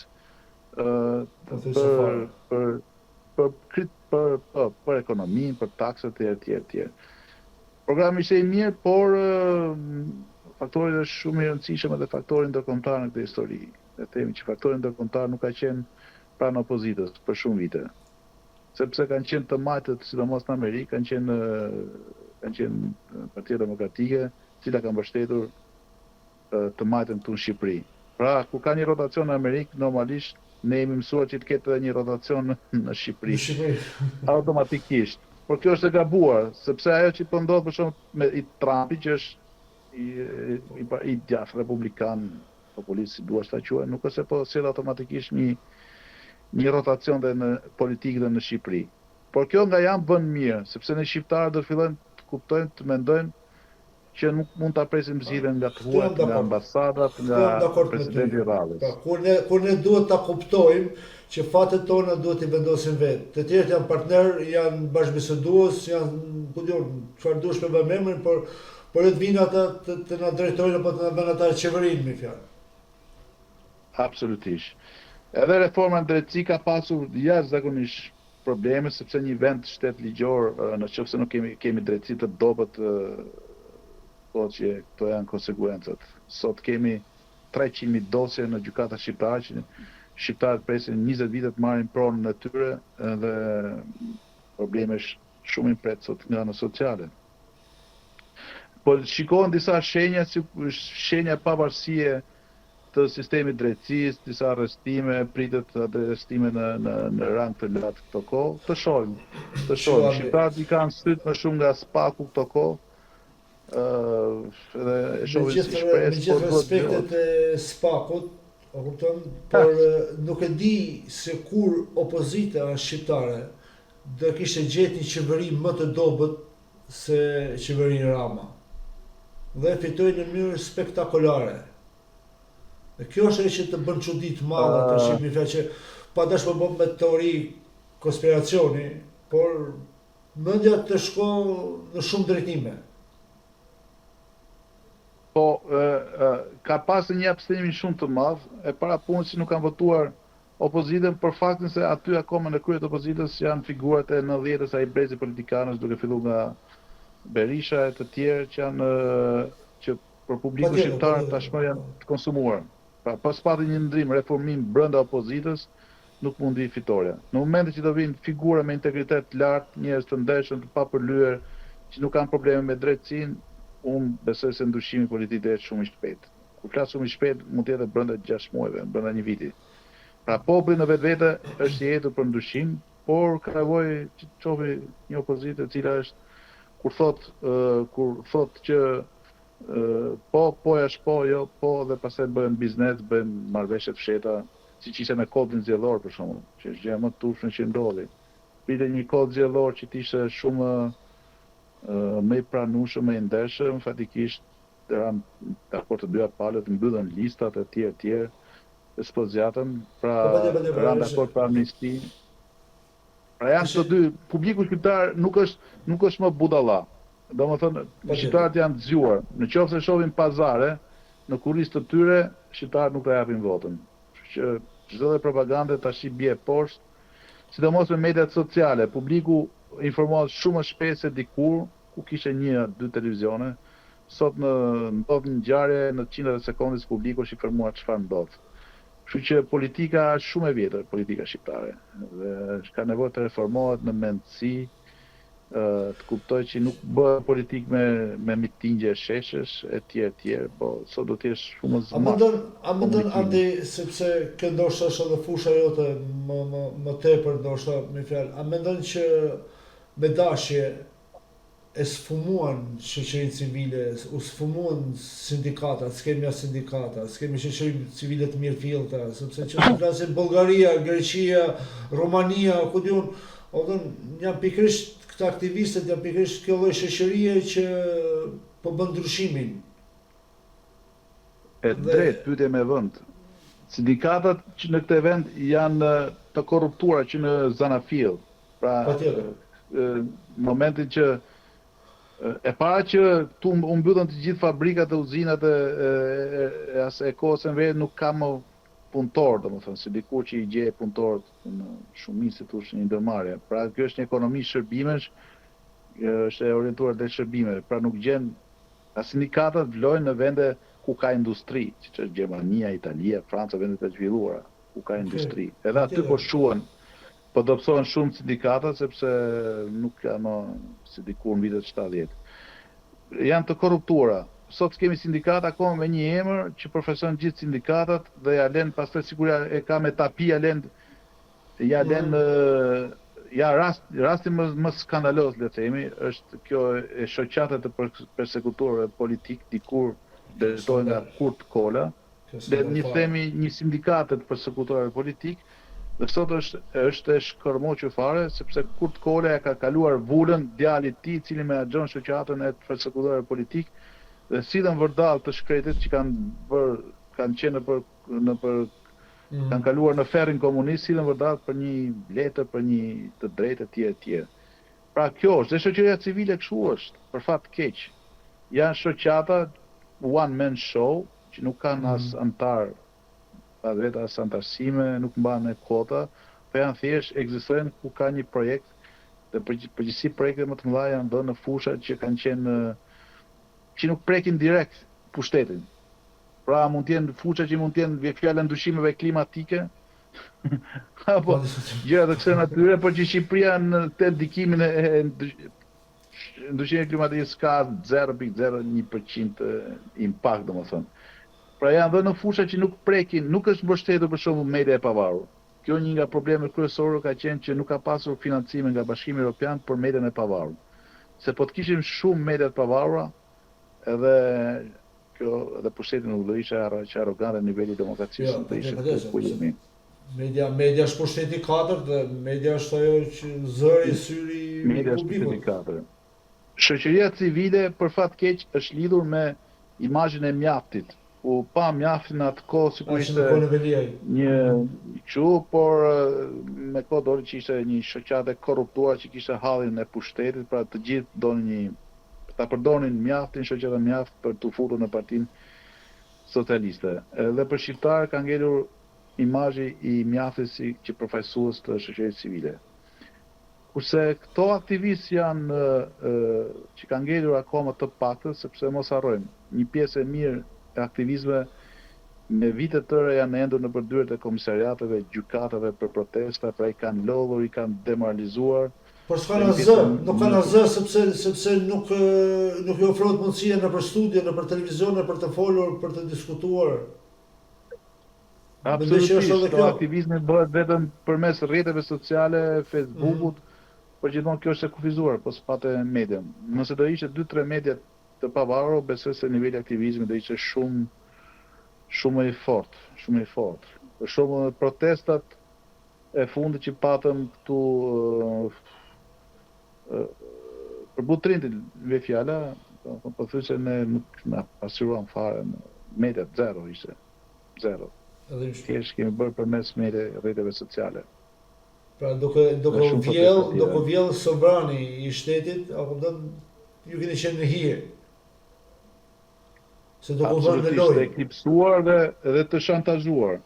Pra në qoftë se ti bën një protest, do të vinë të bezdisin, të thonë që s'ke marrë leje, edhe pse gjykata kushtetuta të jep të drejtë të bësh tubime, protesta, gjithmonë do kapen dhe fillojnë me procedimet penale edhe për t'i demoralizuar aktivistët. Pra është një Rama ka kuptuar këtë pjesë, forcën e shoqërisë civile që nga protestat e armëve kimike. Aty ishte ajo ka qenë protesta më fantastike. Mendoj unë. Unë kam qenë një nga themeluesit e akipit bashkë me të tjerë dhe nxitëm protestat e armëve ishte e importit të plerave, pastaj erdhi armëve kimike. Dhe aty Rama e kuptoi që shoqëria civile mund ta largonte nga pushteti. Edhe filloi të korruptonte segmente të caktuara të shoqërisë civile, duke dhënë në një projekt, duke korruptuar me shumë aparat, duke futur në borde të shtetit, në për institucione ndryshme, derisa filloi të firojë, domethënë. Koncepti i shoqërisë civile, më shumë ka ngel një koncept një shoqërie civile të korruptuar, por unë mendoj se ka shumë zëra me integritet. Gjithsesi ka shumë. Do të ishin të gatshëm të bënin një lëvizje të fortë politike. Po ne vëmre edhe ligjin e shumë gjinive, apo si u quhet ky, shumë gjinor që kaloi presidentin e heshtje, u përpoq të bëjë një farë proteste, të bëjë një farë zhurmë, por duke patur parasysh që ju jeni edhe vetë si konservator.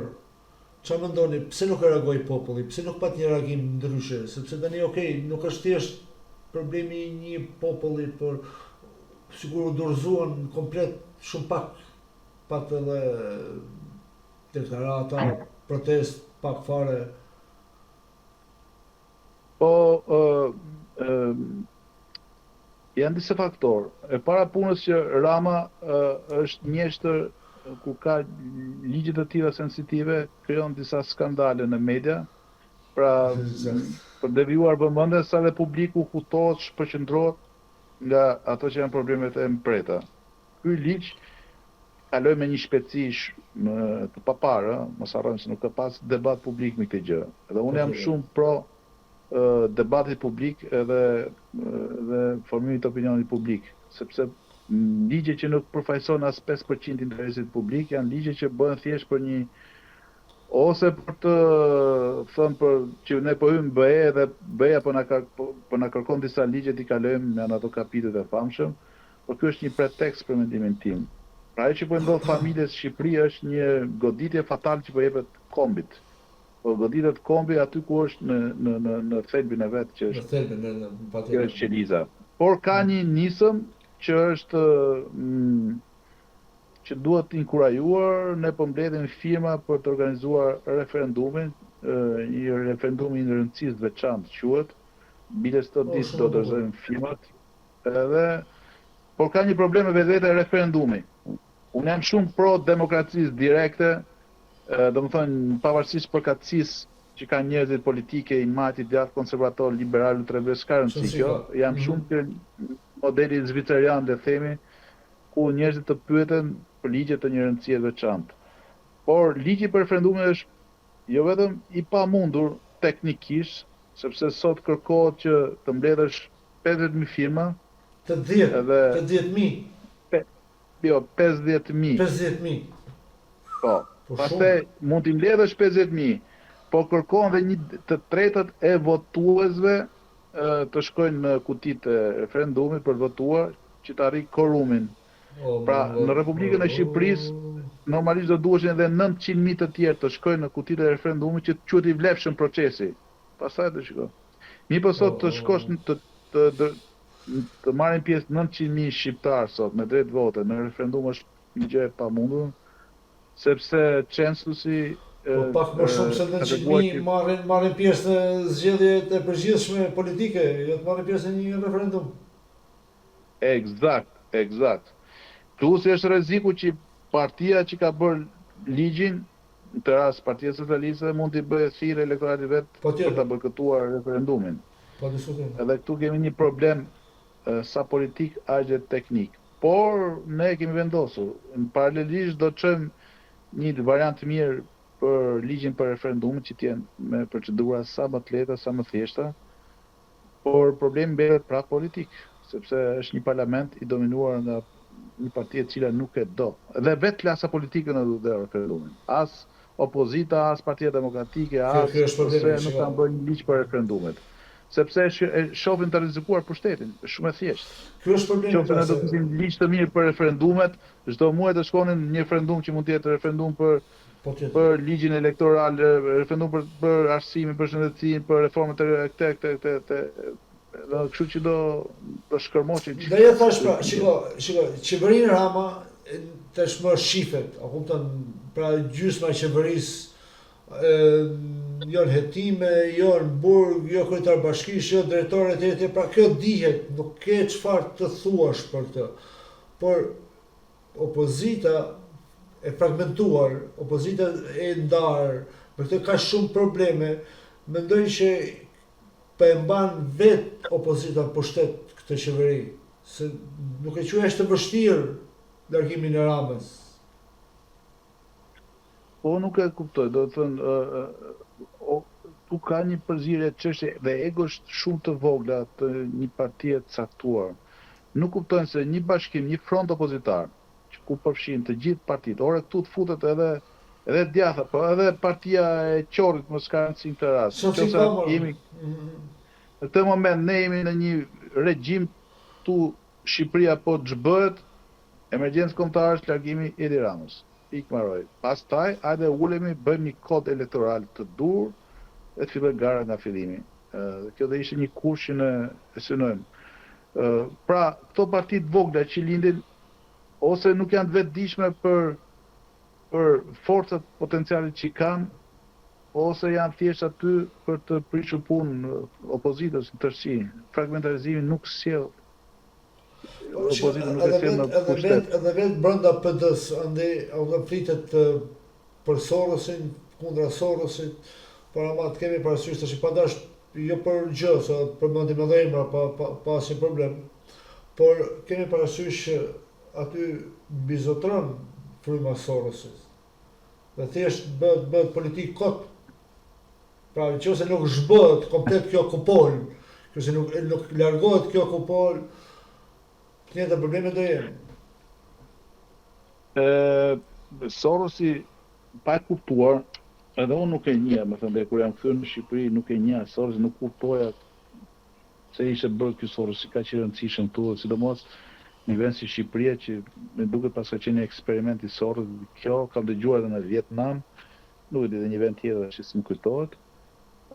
Ka filluar kjo historia me Sorosin që në fillim të viteve 90, kur fillon të jepeshin bursat e para të studimit për intelektualët, për artistët, për gazetarët e tjerë. Pra ka filluar është një strategji afat gjatë për të kjo është korruptime në fund fare, për pasur një klasë politike, sidomos ata që ishin të vinin dhe nga bloku, fëmijët, niprat e tyre të bllokut komunist, le themi, ishin të parë, kontingjenti i parë. Mirë, kjo është bërë në mënyrë graduale, sa dhe disa nuk ka qenë vetëdijshëm për këtë gjë që po ndodhte, pa për këtë korruptim politik apo të mediave apo të shoqërisë civile. Disa tjerë janë dhe si kolon e pesë aty, për ta dëmtuar vërtet opozitën. Por ajo që them unë që PD-ja thot është qendrëdjath, thot ose pretendon të jetë konservatore, por nuk është as pak konservatore. Ti je konservator sot, do të ndjekësh partitë konservatore në Angli që jemi me një shembull, ishte shembull. Një parti konservatore në traditën e vet kur partia humbet, lideri jep dorëheqjen. Kjo është ABC një partie konservatore. Në shqiptarë kemi për vite e vite. Unë kam ndjekur dhe modelin ekonomik politik në Gjermani, që është një model imponuar themi nga fuqitë e mëdha nga Amerika, Shtetet e Bashkuara të Amerikës, kryesor, por është një model funksional fund fare. Secili qytetar banor i Gjermanisë votues e gjen veten përfaqësuar në një parti të caktuar. Domethënë mund të ketë kriza politike, mund të ketë koalicione të mëdha. Politika gjermane është pak më ndryshe me fjalë, duke patë parasysh komplet rrjellojen apo rrjedhën e shtetit gjerman që mbas luftës së dytë botërore. Natyrisht. Nuk mund bëhet krahasim. Ne mund ta bëjmë krahasim me një vend ish komunist, për shembull me Rumaninë, apo vendet vogla me Shiko Hungarinë. Ai nxorri në apo me Hungarinë. Eksakt. Shiko, problemet janë të pafundme dhe ti jem realist, kam dëshirë të shpresoj, por ne shqiptarët më duket se edhe abuzojmë me këtë shpresën, shpresoj, por nëse marrim kështu nga ana fetare, shpresoj sa duash, po Zoti sa bie kafën në tavolinë, po nuk e bleve, pas punove ta blesh, pas bërë tjerë. Pra, ne duhet të mësojmë televizin, duhet të mësojmë të mos dorëzohemi dhe të kërkojmë ndryshimin. Dhe këtu e shoh problemin, sepse ne kemi rënë në tulatje. Po, kemi rënë në tulatje, para punës nuk po avancotje çështja e bashkimit kombëtar, kjo më shqetëson. Sot po flitet dëgjoj nga më çudirat kombi kosovar, dalin ca analistë në studiet e Kosovës, domethënë neveritën tasë për komb kosovar, të përndrej që e kape këtë pjesë, sepse sinqerisht duke patur shumë nga Kosova që na ndjekin cëp botës, dhe sa po lexoja një pyetje të një profesorit të historisë që e kam këtu afër, që më thotë Leonard, thotë është era e parë thotë që dëgjoj të ftuarin, thotë, por të lutem, thotë, ngacmoje pak për kombin tonë, thotë, sepse jemi të ndarë në disa shtete, por sot jemi në 2 shtete, thotë, Shqipëri, Kosovë, dhe kush është mendimi i tij, thotë, si bashkëpunojmë qoftë në kulturë, në art, në histori, 2 shtetet njëra me tjetrën, kemi afrimitet apo jemi larguar më shumë? Shiko, ne jemi vëllezër, jemi të një gjaku dhe është nuk mund të flasim, mund të flasim 2 shtete, por gjithmonë flasim për një komb, për 2 shtete brenda kombit. Bashkëpunimi vazhdon, mbetet midis artistëve, njerëzve të artit dhe kulturës, është gjithmonë i pandërprer, nuk ka pandërprer. Në fushën e sportit edhe kombëtare patjetër që simbolike e fortë, por në aspektin ekonomik është shumë më dobët marrëdhëniet ekonomike. Pra eksporti i produkteve shqiptare drejt Kosovës është shumë i ulët apo anësjetas. Domethënë ne vazhdojmë të importojmë mielin serb, apo të importojmë ku di nga Greqia e tjerë dhe kjo është dhe për mungesa kapacitetesh të prodhimit të Shqipërisë dhe Kosovës, padyshim. Ne do gjelshim pa buk, po mos vinte mielli serb. Po mos ishin Ngeli pa buk, por kemi probleme të mëdha, domethënë. Po them pra, kjo është fatkeqësi e madhe. Kjo është fatkeqësi e madhe që nuk orientohet bujësia, nuk orientohet me fjalë të grurit, tek mishëri, tek ku diun, gjitha këto me fjalë. Po duan subvencione në Europë, kush e njeh fushën e bujësisë, bujësia subvencionohet. Sepse nuk dalin kostot. Ja janë çuar këto ditë janë çuar këto në Greqi, domethënë këto sektorit bujësisë sindikata, po bëhet nami, po djegin gjithë Greqin. Pse? Sepse nuk po subvencionohen nga shteti siç duhet. Kështu që këtu janë politikat. Por çfarë ndodh në Shqipëri?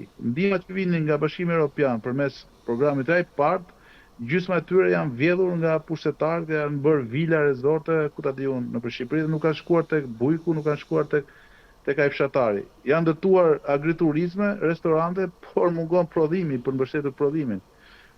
Kjo është një aspekt. Aspekti tjetër është që këtu është toka në Shqipëri të paktën shumë e parcelizuar. Nuk arrin dot të futesh mjetet e prodhimit për të krijuar një prodhim dhe për eksportin.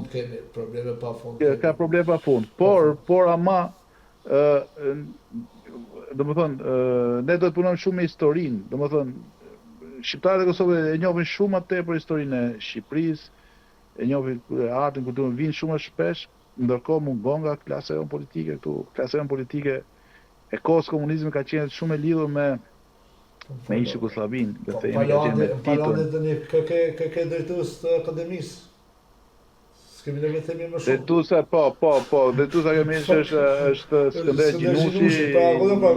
Me rrallë, ajo parasysh. Absolutisht. Si do orientohet, a kupton? Sepse shiko. Që mos të lodh edhe ty, me fjalë parë shiko.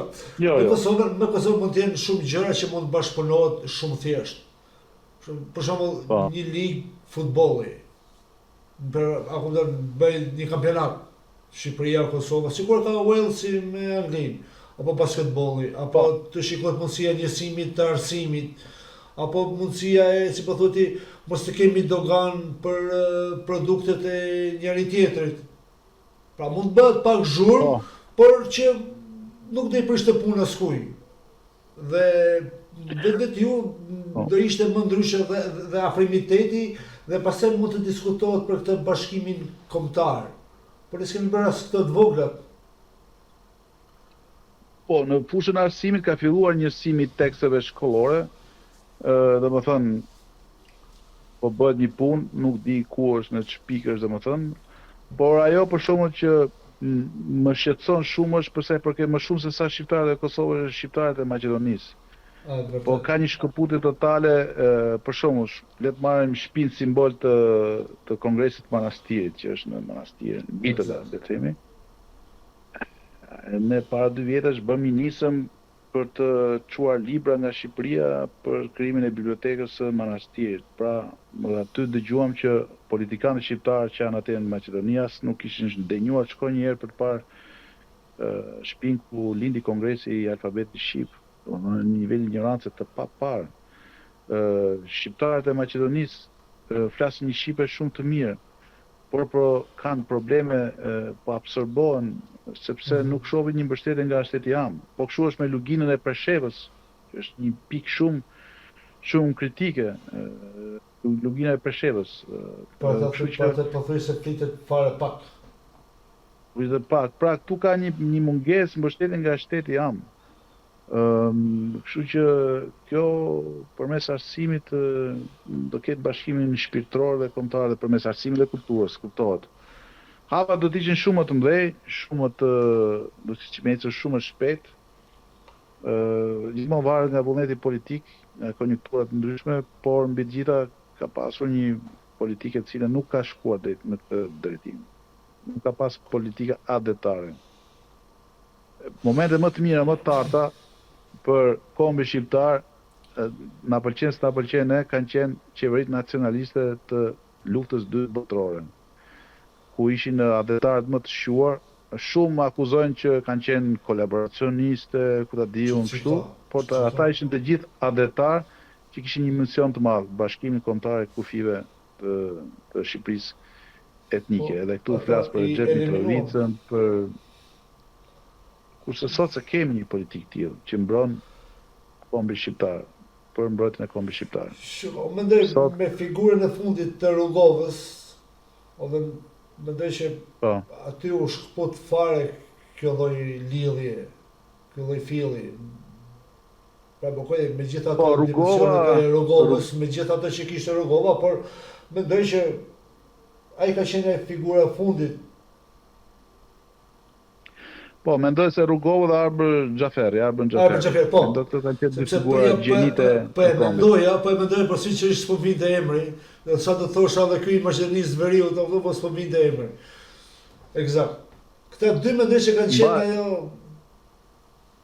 pika. Mbas tyre kanë qenë figurat kanë zënë figurat e UÇK-s e UÇK-s, Thaçi, këto tjerët, por ata ishin figura që kishin vetëm mision luftën, pra çlimin e Kosovës. Kaq, por nuk kishin të formuar as pra klasa politike kosovare, akademik, formimin e gjitha pikpamjeve kombëtare, a kupton, pra Arbër Xhaferi dhe Ibrahim Rugova mendoj që ishin fund. Pastaj figura geniale. Historia e UÇK-s është e patjetërsueshme dhe pavarësisht se për shembull Thaçi, Selimi, Veseli, pra janë Jakub Krasniqi janë akoma dhe sot të izoluar, apo edhe si shumë para këtyre që kanë qenë nëpër burgjet e Hagës, pra mori një rrjedh tjetër dhe ndoshta nuk u dhan mundësi për të treguar këtë forcën akademike, po themi, kombëtare. Por nuk kanë pasur forcë akademike, ishin ushtar të lirisë, ishin luftëtar të lirisë dhe aty mbyllet. Por Kosova ka pasur nevojë për politikan modern, domethënë që të ishin përgatitur në fatkeqësisht se kemi pas as në Shqipëri, se shiko, pra që se flasim për Rugovën dhe për Xhaferin, kanë qenë dy figura jashtë kufive të Shqipërisë. Dhe fatkeqësisht edhe në Shqipëri se kemi patur një të tillë. Po është e kuptueshme, sepse figurat jashtë Shqipërisë kanë qenë figura më se në Shqipëri na pastroi ai Xhaxhi. Po, kurse klasa politike e komunizmit ka qenë lidhur me internacionale, ka qenë lidhur shumë me qarqet klanet anti-shqiptare, sepse Partia Komuniste është pjedhe kësaj. Mase shumë kosovarëve nostalgjik të periudhës së Enverit nuk i vjen mirë se shikonin Shqipërinë e Enverit si të vetmi dhe nuk i ve fare, absolutisht fare, sepse ishin në një regim tjetër etnik. Si thosh, ëndër Shqipërinë mi fjalë. E kanë pasur ëndër Shqipërinë dhe ishte shumë në të gjendje. Po në këtë drejtim figura politike jashtë kufive shqiptar kanë qenë më adhetare, duhet ta pranojmë. Kanë qenë më adhetare. Ata kishin dëshirën madhin për të bashkuar me Shqipërinë. Se Shqipëria, dhe themi zyrtarë gjithmonë, ka qenë duhet të kthej me konjunkturat në kombëtare. Tek Andi të Pelena. Pra ikim pak nga politika, kemi ardhur në fund dhe duhet dy pyetje të fundit dhe duhet dy përgjigje të shpejta. Po. Kur mendon ti, pra gjithmonë me mirëkuptimin tënd në mënyrën e shprehjes, kur mendon që Tirana do bëhet e pa banueshme? Duke patur parasysh gjithë ato kulla, duke patur parasysh gjithë ato ndërtime, dhe kur të zgjas Tirana që të banohet? Në qoftë se vazhdohet me këtë ritëm të kullëzimit të Tiranës, do bëhet e pabanueshme për një arsye shumë të thjeshtë. E para punës që infrastruktura e Tiranës nuk e mban dot, pra inxhinieria nëntokësore e Tiranës nuk i mban dot të ndërtimet kaq larta. Dhe do bëhet një geto e madhe, një fjetore e madhe. Tirana është një vend mesdhetar që ka rrethuar nga kodër, nga malet, ka nevojë për dritën, nëse i zgjedh drita banor shqiptar, do kërkojë të largohet vetëm nga Tirana, mos jetojë. Dhe Tirana do jetë thjesht një qendër administrative, komerciale, po jo për të banuar. Po përpiqem bën çmos që ta frenojmë te trend. 2027 është hapur dhe janë zgjedhjet për Tiranën dhe aty duhet një organizim i madh, një mobilizim i madh i shoqërisë civile, i njerëzve që duan këtë qytet. Dhe unë mendoj se do të çlirojë energji pozitive në 2027 në zgjedhjet është mëkat i madh Tirana me këtë që ka humb fare atë dignitetin e vet ka humb. Po nuk e njeh më Tiranën, mirë, dakor zhvillimi i rregull, po a shkolla pa fond s'ken Frankfurt, s'ken Stuttgart, s'ken München. Por nuk ka kush do t'i banoj ato kullat. Kjo është nuk e di ku lexova një ditë një statistikë që mbi 51% e banesave janë pa banueshme, pra nuk kanë kontrata me keshin. Po jo, llogaritë që janë rreth 50.000 apartamente të lira që s'kan kontrata me keshin. Pra mund të jetë që janë bërë investime nga emigrantët që e shohin si aset për të shitur, po kjo është në dëm qytetit, nuk ka nevojë qyteti për kaq apartamente, do të prenohet. Kemi nevojë për gjithë ato kulla 50 kaçe. Besoj se gjithmonë më vështirë do bëhet shumë shpejt ndërtimi në qendër qytetit, do fillojë të zgjerohet drejt bulevardit, siç duhet të jetë kështu. Por dëm është bërë i madh, Tash është fat për ju që u ka zënë kjo kohë në Tiranë dhe keni shtëpi në Tiranë sepse do kishit pas ëndër të shkoni në Tiranë pastaj.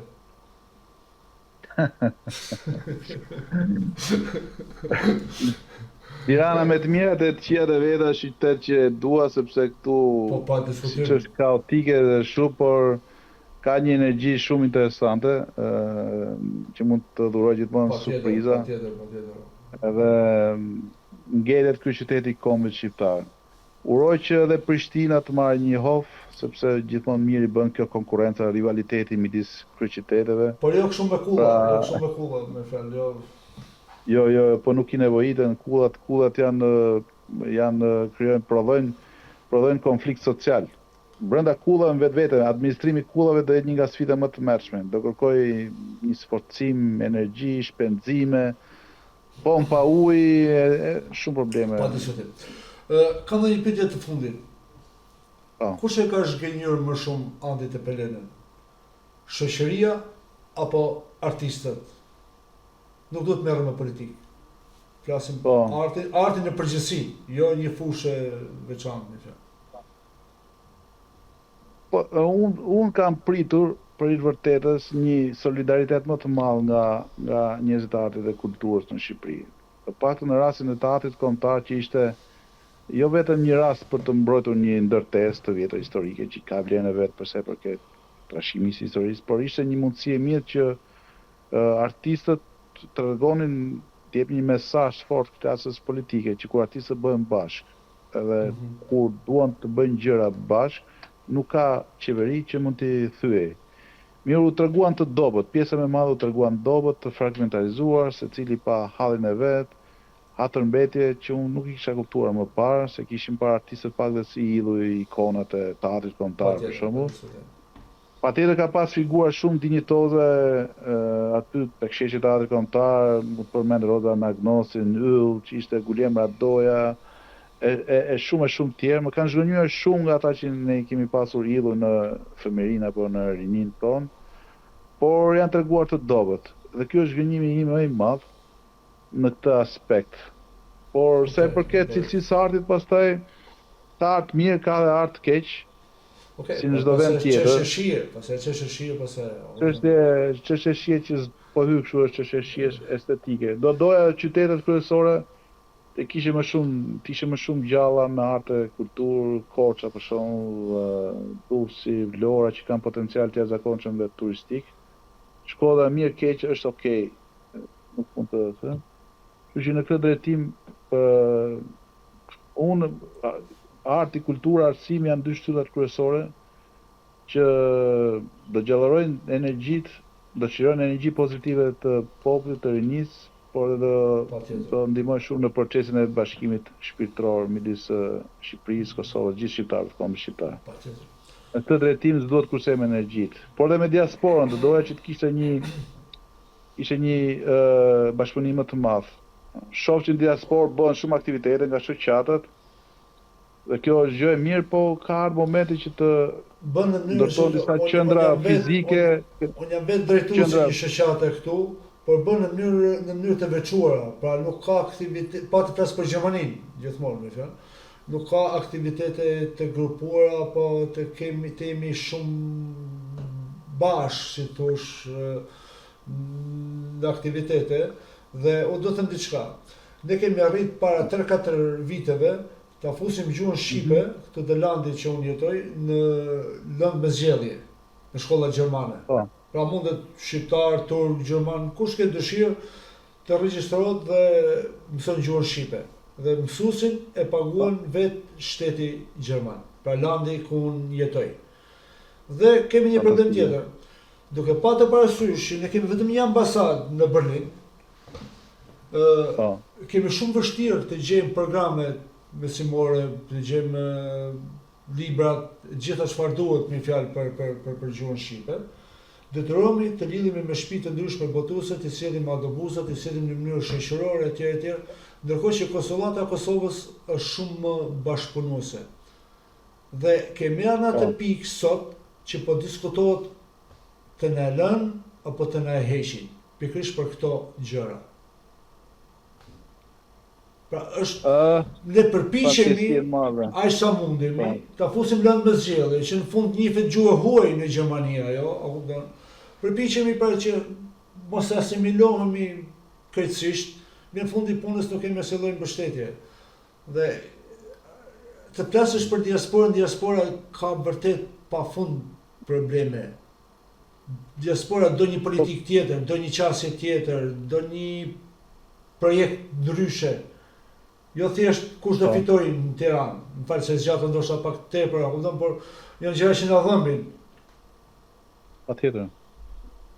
Po duhet forcohet aty ku është diaspora, sa më e fuqishme të jetë diaspora, aq më edhe shteti shqiptar do ndihmohet më shumë me një diasporë të fuqishme. Patjetër. Tani unë kam pyetjen e fundit. Po. Kam pyetjen e fundit. Po. Meritoj t'i bie ndonjëherë tjetër telefonit të Andit të Pelinës për një bashkëbisedim sërish së bashku? Me kënaqësinë më të madhe, kur të duash, edhe flasim në tjetër tema, ndonjëherë që prekin dhe realitetin ekonomik, kulturor, dhe do kenë ngjarje shumë shpejt që do të jenë dhe shpresëdhënëse për shqiptarët, le të themi. Unë të jam mirënjohës dhe ne aq sa mundemi, kjo dritare do jetë totalisht në diskusion jo thjesht të Andit të Pelenës, por të çdo kuj që ka diçka për të thënë apo që do të komunikojë me diasporën, të komunikojë fare pa censurë, ta thotë mendimin e vet ashtu siç e mendon, dhe të gjithë së bashku të mundemi të japim një kontribut secili sa do të vogël, por kur jep secili bëhet diçka e madhe, dhe ne pra të punë jemi dhe do jetë gjithmonë një dritare e hapur për ju dhe për të gjithë. Por të jam mirënjohës pafund që ti më ndërove sot. Ishte kënaqësi për mua, Leonard, që folëm, bashkëbiseduam, ishte kënaqësi që ndam pikpamje, sepse shqetësimit i kemi të përbashkëta, kudo ku jemi shqiptar të njëjta shqetësime, dhe përshëndes gjithë. Kam patur pafund mesazhe, por u kërkoj gjithë ndjes që nuk i lexova, sepse më kam patur Messenger në WhatsApp, por u kërkoj ndjes dhe për efekt kohë dhe për efekt që donim që ta shfrytëzonim Andin në maksimum. Do kemi raste tjera pa problem. Patjetër. Unë të falenderoj shumë. Jemi shpërndesur. Gjithë mirat, edhe një vit të mbarë. Ty dhe radios është një pikë kontakti shumë e rëndësishme për audiencën, për diasporën dhe për shqiptarët tanë, për krijuar të komunikimin kaq të rëndësishme. Shumë Gjithë mirat. Natën e mirë. Atëherë të nderuar miq, ky ishte biseda dhe emisioni sot me zotin Andi Tepelena. U përpoqëm të bashkëbisedojmë, të cekim disa gjëra, qoftë artin, kulturën, trashëgiminë, politikën, pra gjitha u përpoqëm të flasim për të gjitha nga pak. Shpresoj që të ketë qenë një emision informativ dhe i këndshëm edhe për ju, sepse më thënë të drejtën unë e shijova në maksimum. Nesër në orën 13 emisioni do jetë në ritransmetim në radio, jo në Facebook, po ashtu nesër nga dreka do jetë edhe në YouTube, në faqen zyrtare Horizon Window Radio Hapësirë.de. Dhe aty mund të gjeni emisionin e sotëm, por edhe emisionet më përpashme. Duke uruar natën e mirë dhe duke u falendëruar përzemërsisht për vëmendjen tuaj, u përshafoj të gjithëve dhe kalofshim mirë, natën e mirë dhe mirë dëgjofshim të premten në emisionin e radhës. Natën e mirë. Horizont nga Leonard Koja në Window Radio.de.